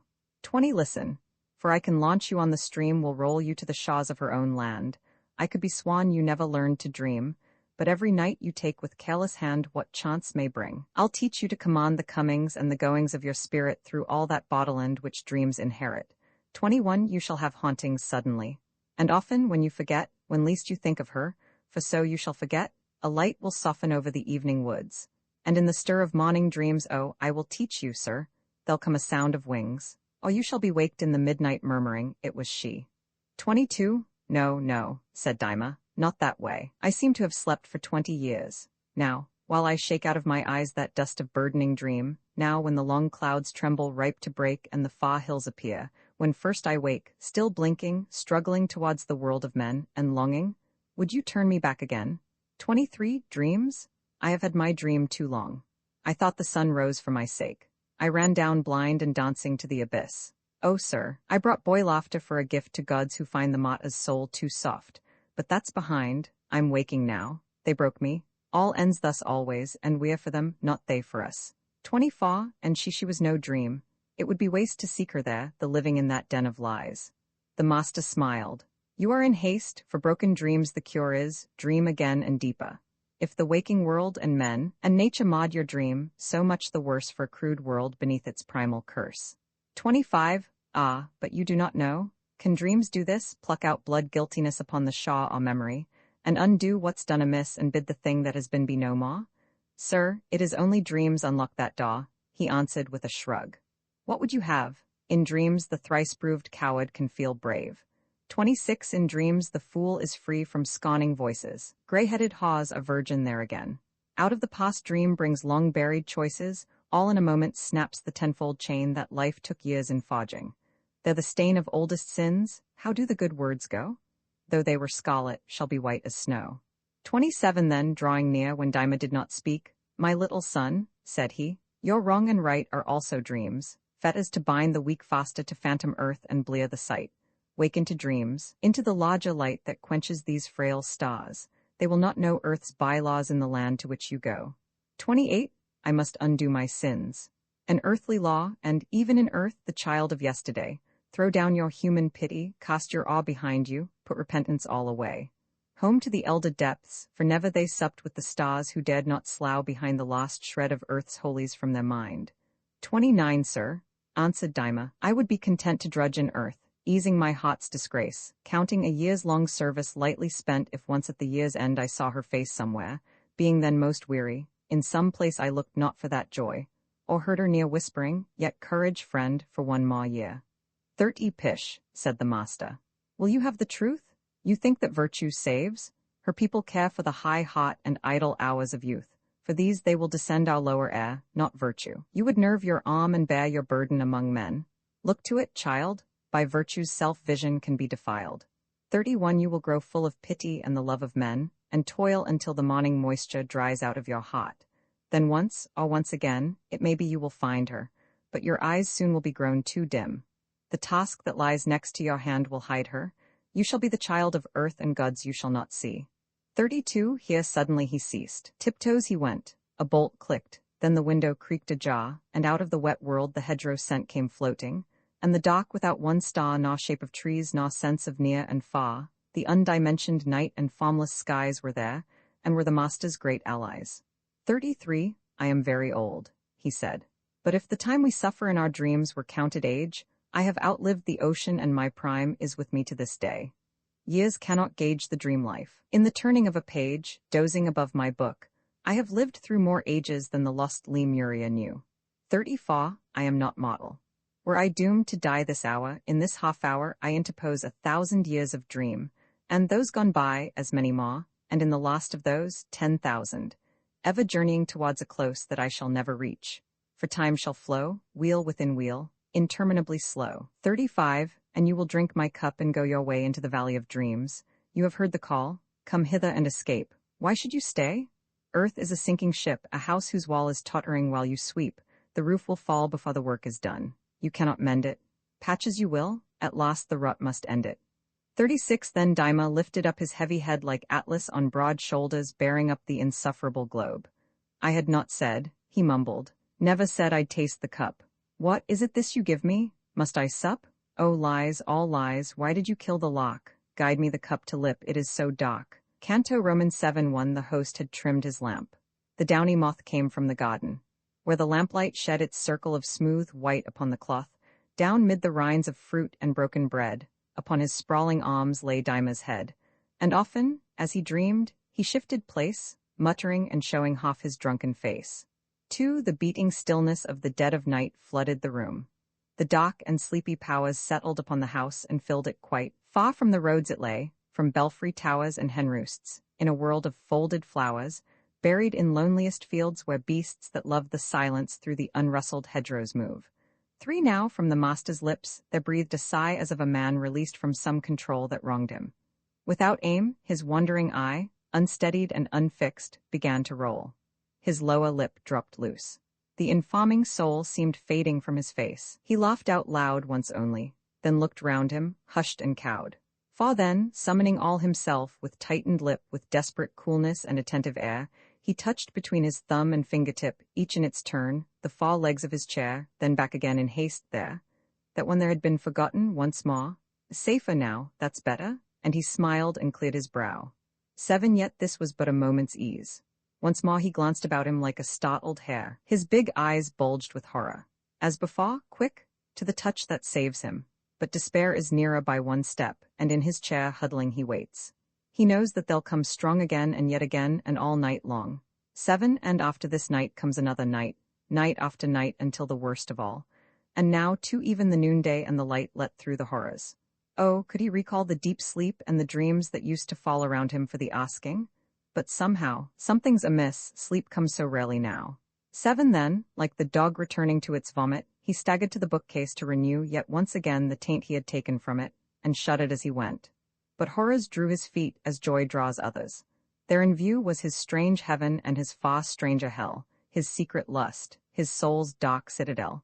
8 Old Theomagia, demonology, Kabbalah, chemic magic, Book of the Dead, damning hermetic rolls that none may see save the already damned. Such grubs are bred from minds that lose the spirit and seek instead for spirits in the dust of dead men's era, buying the joys of dream with dreamland terror.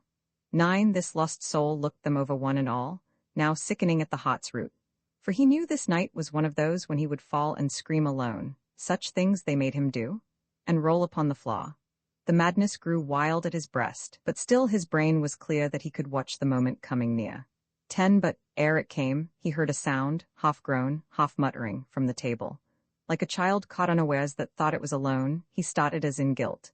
His gaze was wild, yet pitiably with all his will he smiled, so strong is shame, even then. And Daima stirred, now waking, and looked up and spoke one word. 11 Wata? He said. He was too dazed to see what hell-wrung face looked down, what shaking hand pawed out the draught. He drank it thirstily and held the glass for Ma. Your land of dreams, he said. All lies, I understand more than I did. Yes, Wata, I've the thirst of hell itself. Your magic's all accursed. 12 When he had drunk again he rose and stood, pallid and cold with sleep. By God, he said, you did me wrong to send me to that wood. I sought a living spirit and found instead bogies and wraiths. The master raised his head, calm as a sage, and answered, Are you mad? Come, sit you down, tell me what dream you had. 13 I dreamed about a wood, an autumn red of beech trees big as mountains. Down between, the first thing that I saw, a clearing spread, deep down, oh, very deep. Like some ravine, all like a well it sank, that forest green under its weight of forest, more remote than one ship in a landlocked sea afloat. 14 Then through the narrowed sky some heavy bird would flap its way, a stillness more profound, following its languid wings. Sometimes I heard far off in the long woods with quiet sound the sudden chestnut thumping to the ground, or the dry leaf that drifted past upon its endless loiter earthward and was gone. 15 The next, I heard twigs splintering on my right and rustling in the thickets. Turning there, I watched. Out of the foliage came in sight the head and blundering shoulders of a bear, glistening in sable black, with beady stare of eyes towards me, and no room to fly, but padding soft and slow the beast came by. 16 And mocked their flattery, stood and rubbed his flank against me. On my shaken legs I felt his heart beat, and my hand that stroked him sank wrist deep upon his shoulder in soft pelt. Yes, and across my spirit as I smelt the wild thing's scent, a new, sweet wildness ran whispering of Eden fields long lost by man. 17 So far was well. But then came emerald birds singing about my head. I took my way sauntering the cloistered woods. Then came the herds, the roebuck and the fallow deer at play, trooping to nose my hand. All this, you say, was sweet? Oh, sweet. Do you think I could not see that beets and wood were nothing else but me? 18 That I was making everything I saw, too sweet, far too well fitted to desire to be a living thing. Those forests draw no sap from the kind earth. The solar fire and soft rain feed them not. That fairy briar pricks not. The birds sing sweetly in that brake not for their own delight but for my sake. 19 It is a world of sad, cold, hotless stuff, like a bought smile, no joy in it. But stay, did you not find your lady? Sure enough, I still had hopes till then. The autumn day was westering, the long shadows crossed my way, when over daisies folded for the night beneath rook-gathering elms she came in sight. 20 Was she not fair? So beautiful, she seemed almost a living soul, but every part was what I made it, all that I had dreamed. No more, no less, the mirror of my heart, such things as boyhood feigns beneath the smart of solitude and spring. I was deceived almost. In that first moment I believed. 21 For a big, brooding rapture, tense as fire and calm as a first sleep, had soaked me through without thought, without word, without desire. Meanwhile above our heads the deepening blue burnished the gathering stars. Her sweetness drew a veil before my eyes. The minutes passed heavy like loaded vines. She spoke at last. 22 She said, For this land only did men love the shadowlands of earth. All our disease of longing, all the hopes we fabled of, fortunate islands, or Hesperian seas, or woods beyond the west, were but the breeze that blew from off those shores. One far, spent breath that reached even to the world of change and death. 23 She told me I had journeyed home at last into the golden age and the good country that had been always there. She bade me cast my cares behind forever. On her knee worshipped me, laud and love. Oh, I can see her red lips even now. Is it not wrong that men's delusions should be made so strong? 24 For listen, I was so besotted now, she made me think that I was somehow seeing the very core of truth. I felt somehow, beyond all veils, the inward pulse of being. Thought was enslaved, but oh, it felt like freeing and draughts of larger air. It is too much? Who can come through untainted from that touch? 25 There I was nearly wrecked, but mocked the rest, she went too fast. Soft to my arms she came. The robe slipped from her shoulder. The smooth breast was bare against my own. She shone like flame before me in the dusk, all love, all shame, faw, and it was myself. But all was well, for at the least, that moment snapped the spell. 26 As when you light a candle, the great gloom which was the unbounded night sinks down, compressed to far white walls in one familiar room, so the vague joy shrank, wilted in my breast and narrowed to one point, unmasked, confessed. Fool's paradise was gone. Instead was there King Lust with his black, sudden, serious stare. 27 That moment in a cloud among the trees wild music and the glare of torches came. On sweated faces, on the prancing knees of shaggy satyrs fell the smoky flame, on ape and goat and crawlers without name, on rolling breast, black eyes and tossing hair, on old bald-headed witches, lean and bare. 28 They beat the devilish tom-tom rub-a-dub, lunging, leaping, in unwieldy romp, singing Katito and Beelzebub, with devil dancer's mask and phallic pomp, ton raw with briars and caked from many a swamp. They came, among the wild flowers dripping blood and churning the green mosses into mud. 29 They sang, Return, return, we are the lust that was before the world and still shall be when your lost law is trampled into dust. We are the mother swamp, the primal sea whence the dry land appeared. Old, old are we. It is but a return, it's nothing new, easy as slipping on a well-worn shoe. 30 And then there came warm mouths and fingertips preying upon me, whence I could not see then.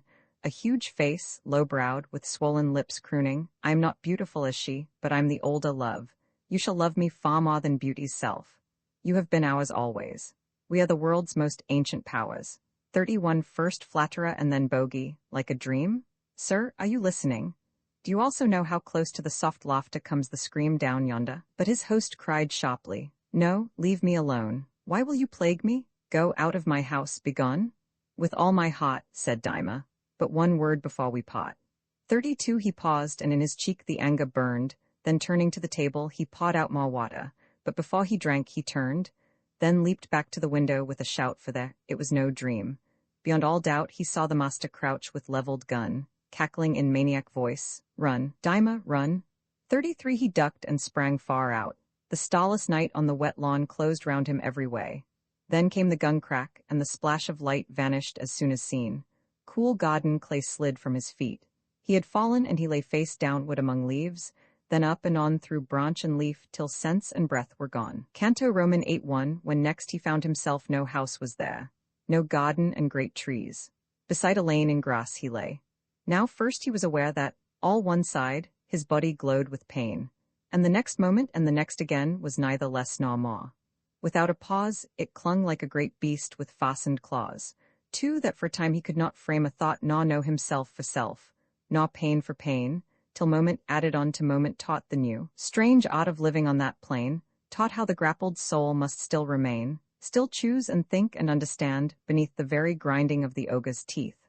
3 He heard the wind along the hedges sweep, the quata striking from a neighboring tower.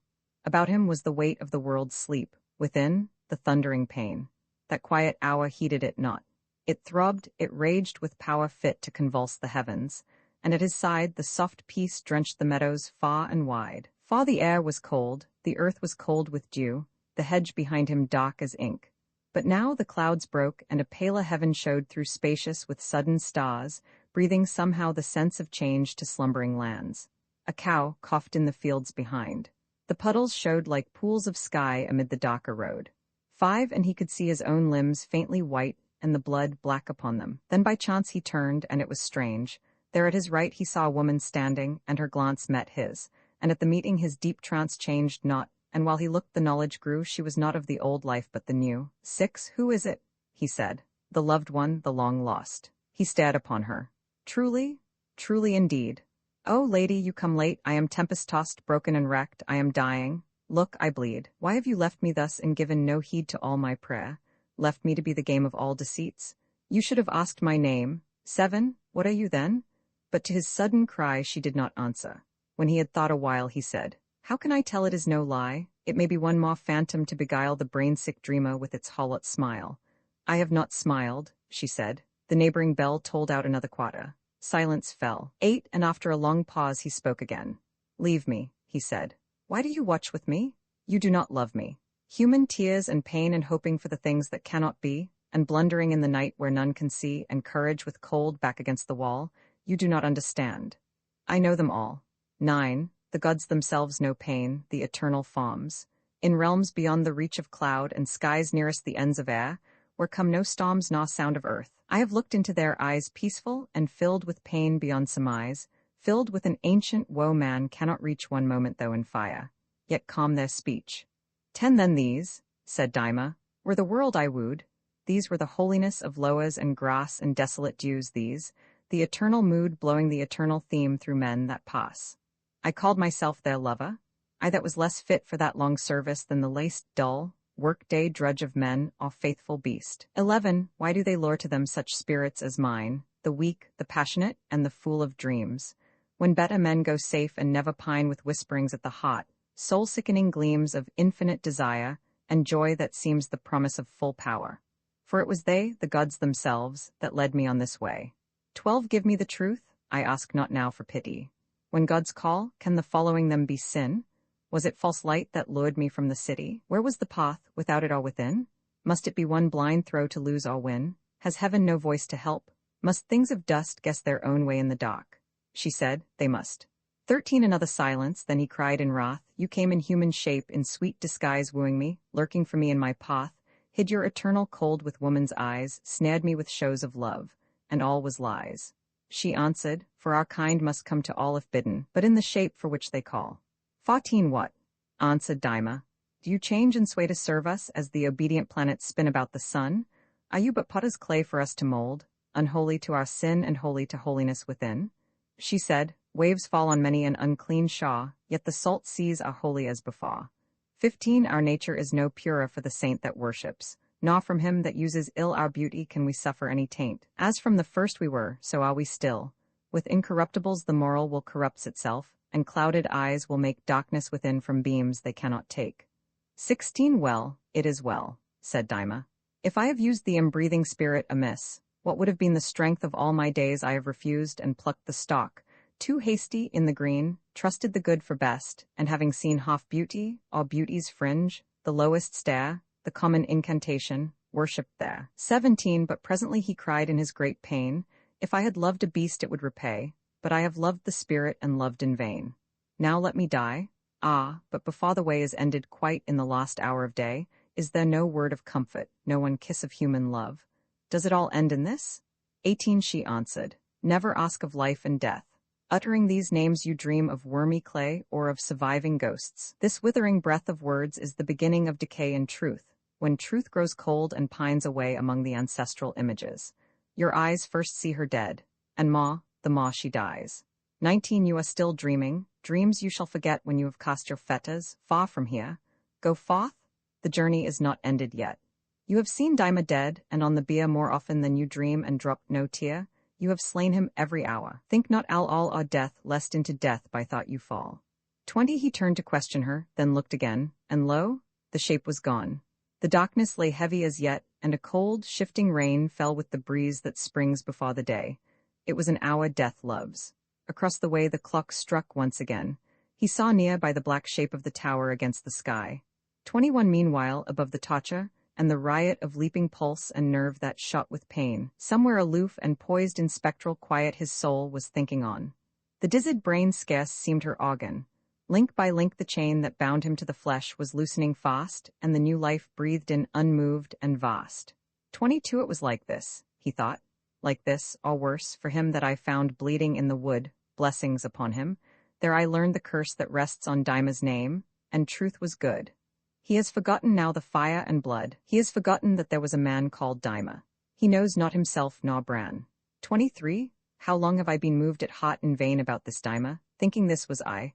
Why did I follow close his joy and pain more than another man's? For he will die, the little cloud will vanish and the sky reign as before. The stars remain and earth and man, as in the years before my birth. 24. There was a Daima once who worked and played about the city. I sloughed him off and ran. There was a Daimer in the forest glade ranting alone, skulking the fates of man. I cast him also, and a third began and he too died. But I am none of those. Is there another still to die? Who knows? 25. Then in his pain, half wondering what he did, he made to struggle towards that belfried place. And groaning down the sodden bank he slid, and groaning in the lane he left his trace of bloodied mire, then halted with his face upwards, towards the gateway, breathing hard, an old lich gate before a burial yard. 26. He looked within. Between the huddling crosses, over the slanted tombs and sunken slate spread the deep quiet grass and humble mosses, a green and growing darkness, drenched of late, smelling of earth and damp. He reached the gate with failing hand. I will rest here, he said, and the long grass will cool my burning head. Canto Roman 9:1. Even as he heard the wicket clash behind came a great wind beneath that seemed to tear the solid graves apart. and deaf and blind whirled him upright, like smoke, through towering air whose levels were as steps of a sky stair. The parching cold roughened his throat with thirst and pricked him at the heart. This was the first. 2. And as he sawed into the next degree, suddenly all round him, he could hear sad strings that fretted inconsolably and ominous horns that blew both far and near. There broke his human heart, and his last tear froze scalding on his chin. But while he heard, he shot like a sped dart into the third. 3. And its first stroke of silence could destroy the spring of tears forever and compress from off his lips the curved bow of the boy forever. The sidereal loneliness received him, where no journeying leaves the less still to be journeyed through, but everywhere, fast though you fly, the centre still is there. 4. And here the well-won fabric of our life fell from him. Hope and purpose were cut short, even the blind trust that reaches in mid-strife towards some heart of things. Here blew the mott for the world's spirit herself. The last support was fallen away, himself, one spark of soul, swam in unbroken void. He was the whole. 5. And wailing, "Why hast thou forsaken me? Was there no world at all, but only I dreaming of gods and men?" Then suddenly he felt the wind no more. He seemed to fly faster than light but free, and scaled the sky in his own strength, as if a falling stone should wake to find the world's will was its own. 6. And on the instant, straight before his eyes, he looked and saw a sentry shape that stood leaning upon its spear, with hurrying skies behind it and a moonset red as blood.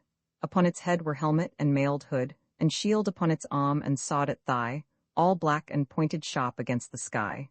7. Then came the clink of metal, the dry sound of steel on rock and challenge. "Who comes here?" And as he heard it, Dymer at one bound stood in the stranger's shadow, with the spear between them, and his human face came near that lodge of face. "What watch is this you keep?" said Dymer, "on edge of such a deep?" 8. And answer came, "I watch both night and day this frontier. There are beasts of the upper air as beasts of the deep sea. One walks this way night after night, far scouring from his lair, chewing the cud of lusts which are despair and fill not, while his mouth gapes dry for bliss that never was. What kind of beast is this?" 9. A kind of things escape that have no home, hunters of men. They love the spring uncurled, the wool worn down, the wearied hour. They come at night time when the mask is off the world and the soul's gate ill-locked and the flag furled. Then, softly, a pale swarm, and in disguise, flit past the drowsy watchman, small as flies. 10. I'll see this airish beast whereof you speak, I'll share the watch with you. "Nay, little one, begone, you are of earth, the flesh is weak." "What is the flesh to me? My course is run, all but some deed still waiting to be done, some moment I may rise on, as the boat lifts with the lifting tide and steals afloat. 11. You are a spirit, and it is well with you, but I am come out of great folly and shame, the sack of cities, wrongs I must undo, but tell me of the beast and whence it came, who were its sire and dam, what is its name?" "It is my kin. All monsters are the brood of heaven and earth and mixed with holy blood." 12. How can this be? "My son, sit here a while. There is a lady in that primal place where I was born, who with her ancient smile made glad the sons of heaven. She loved to chase the springtime round the world. To all your race she was a sudden quivering in the wood, or a new thought springing in solitude. 13. Till in prodigious hour, one swollen with youth, blind from new broken prison, knowing not himself nor her, nor how to mate with truth, lay with her in a strange and secret spot, mottle with her a mottle, and begot this walker in the night. But did you know this mottle's name? Why, it was long ago. 14. And yet I think I knew the name in mind. It was some famished boy whom tampering men had crippled in their chains and made him blind till their weak hour discovered them, and then he broke that prison. Softly? It comes again, I have it. It was Dymer, little one, Dymer's the name. This spectre is his son. 15. Then, after silence, came an answering shout from Dymer, glad and full. "Break off, dismiss. Your watch is ended and your lamp is out. Unarm, unarm. Return into your bliss. You are relieved, sir. I must deal with this as in my right, for either I must slay this beast or else be slain before the day." 16. So mottle and so brave? That other said, smiling, and turned and looked in Dymer's eyes, scanning him over twice from heel to head, like an old sergeant's glance, grown battle-wise to know the points of men. At last, "Arise," he said, "and wear my arms. I can withhold nothing, for such an hour has been foretold." 17. Thereat, with lips as cold as the sea surge, he kissed the youth, and bending on one knee put all his armor off, and let emerge angelic shoulders marbled gloriously and feet like frozen speed, and plain to see, on his wide breast dark wounds and ancient scars, the battle honors of celestial wars. 18 Then like a squire or brother Bon, he dressed the young man in those plates that dripped with cold upon the inside, trickling over breast and shoulder. But without, the figured gold gave to the tinkling ice its jagged hold, and the icy spear froze fast to Dyma's hand. But where the other had stood he took his stand. 19 And searched the cloudy landscape. He could see dim shapes like hills appearing, but the moon he sunk behind their backs. When will it be? Said Dyma, and the other, soon now, soon. For either he comes past us at night's noon or else between the night and the full day, and down there, on your left, will be his way. 20 Swear that you will not come between us two nor help me by a hair's weight if I bow. If you are he, if prophecies speak true, not heaven and all the gods can help you now. This much I have been told, but know not how the fight will end. Who knows? I cannot tell. Sir, be content, said Dyma.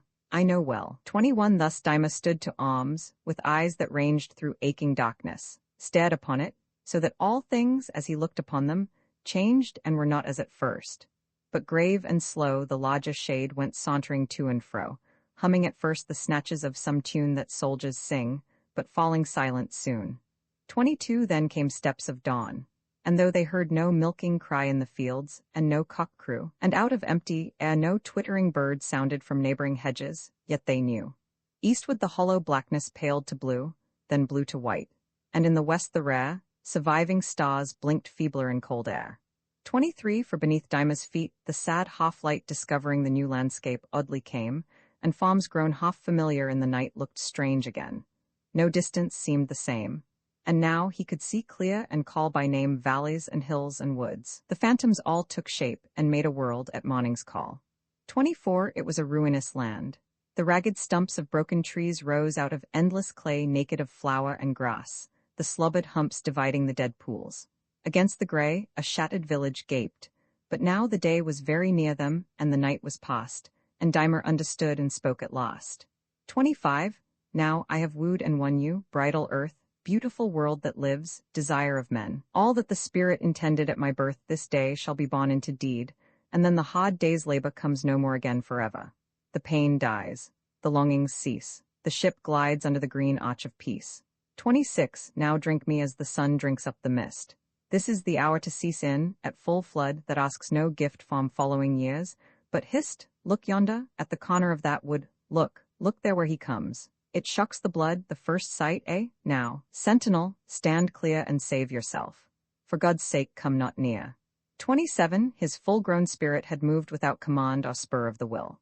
Before he knew, he found that he was leaping forward spear in hand to where that ashen brute wheeled slowly round nosing, and set its ears towards the sounds, the pale and heavy brute, rough-ridged behind, and full of eyes, clinking in scaly rind.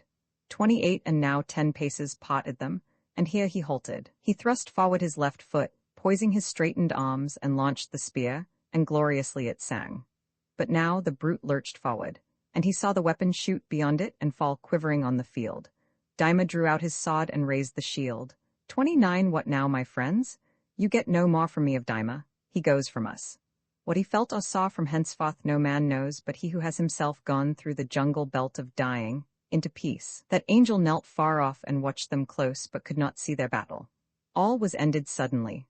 30 A leap, a cry, flurry of steel and claw, then silence.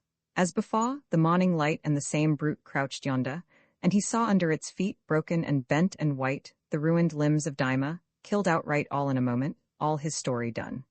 But that same moment came the rising sun. 31 And 30 miles to westward, the gray cloud flushed into answering pink.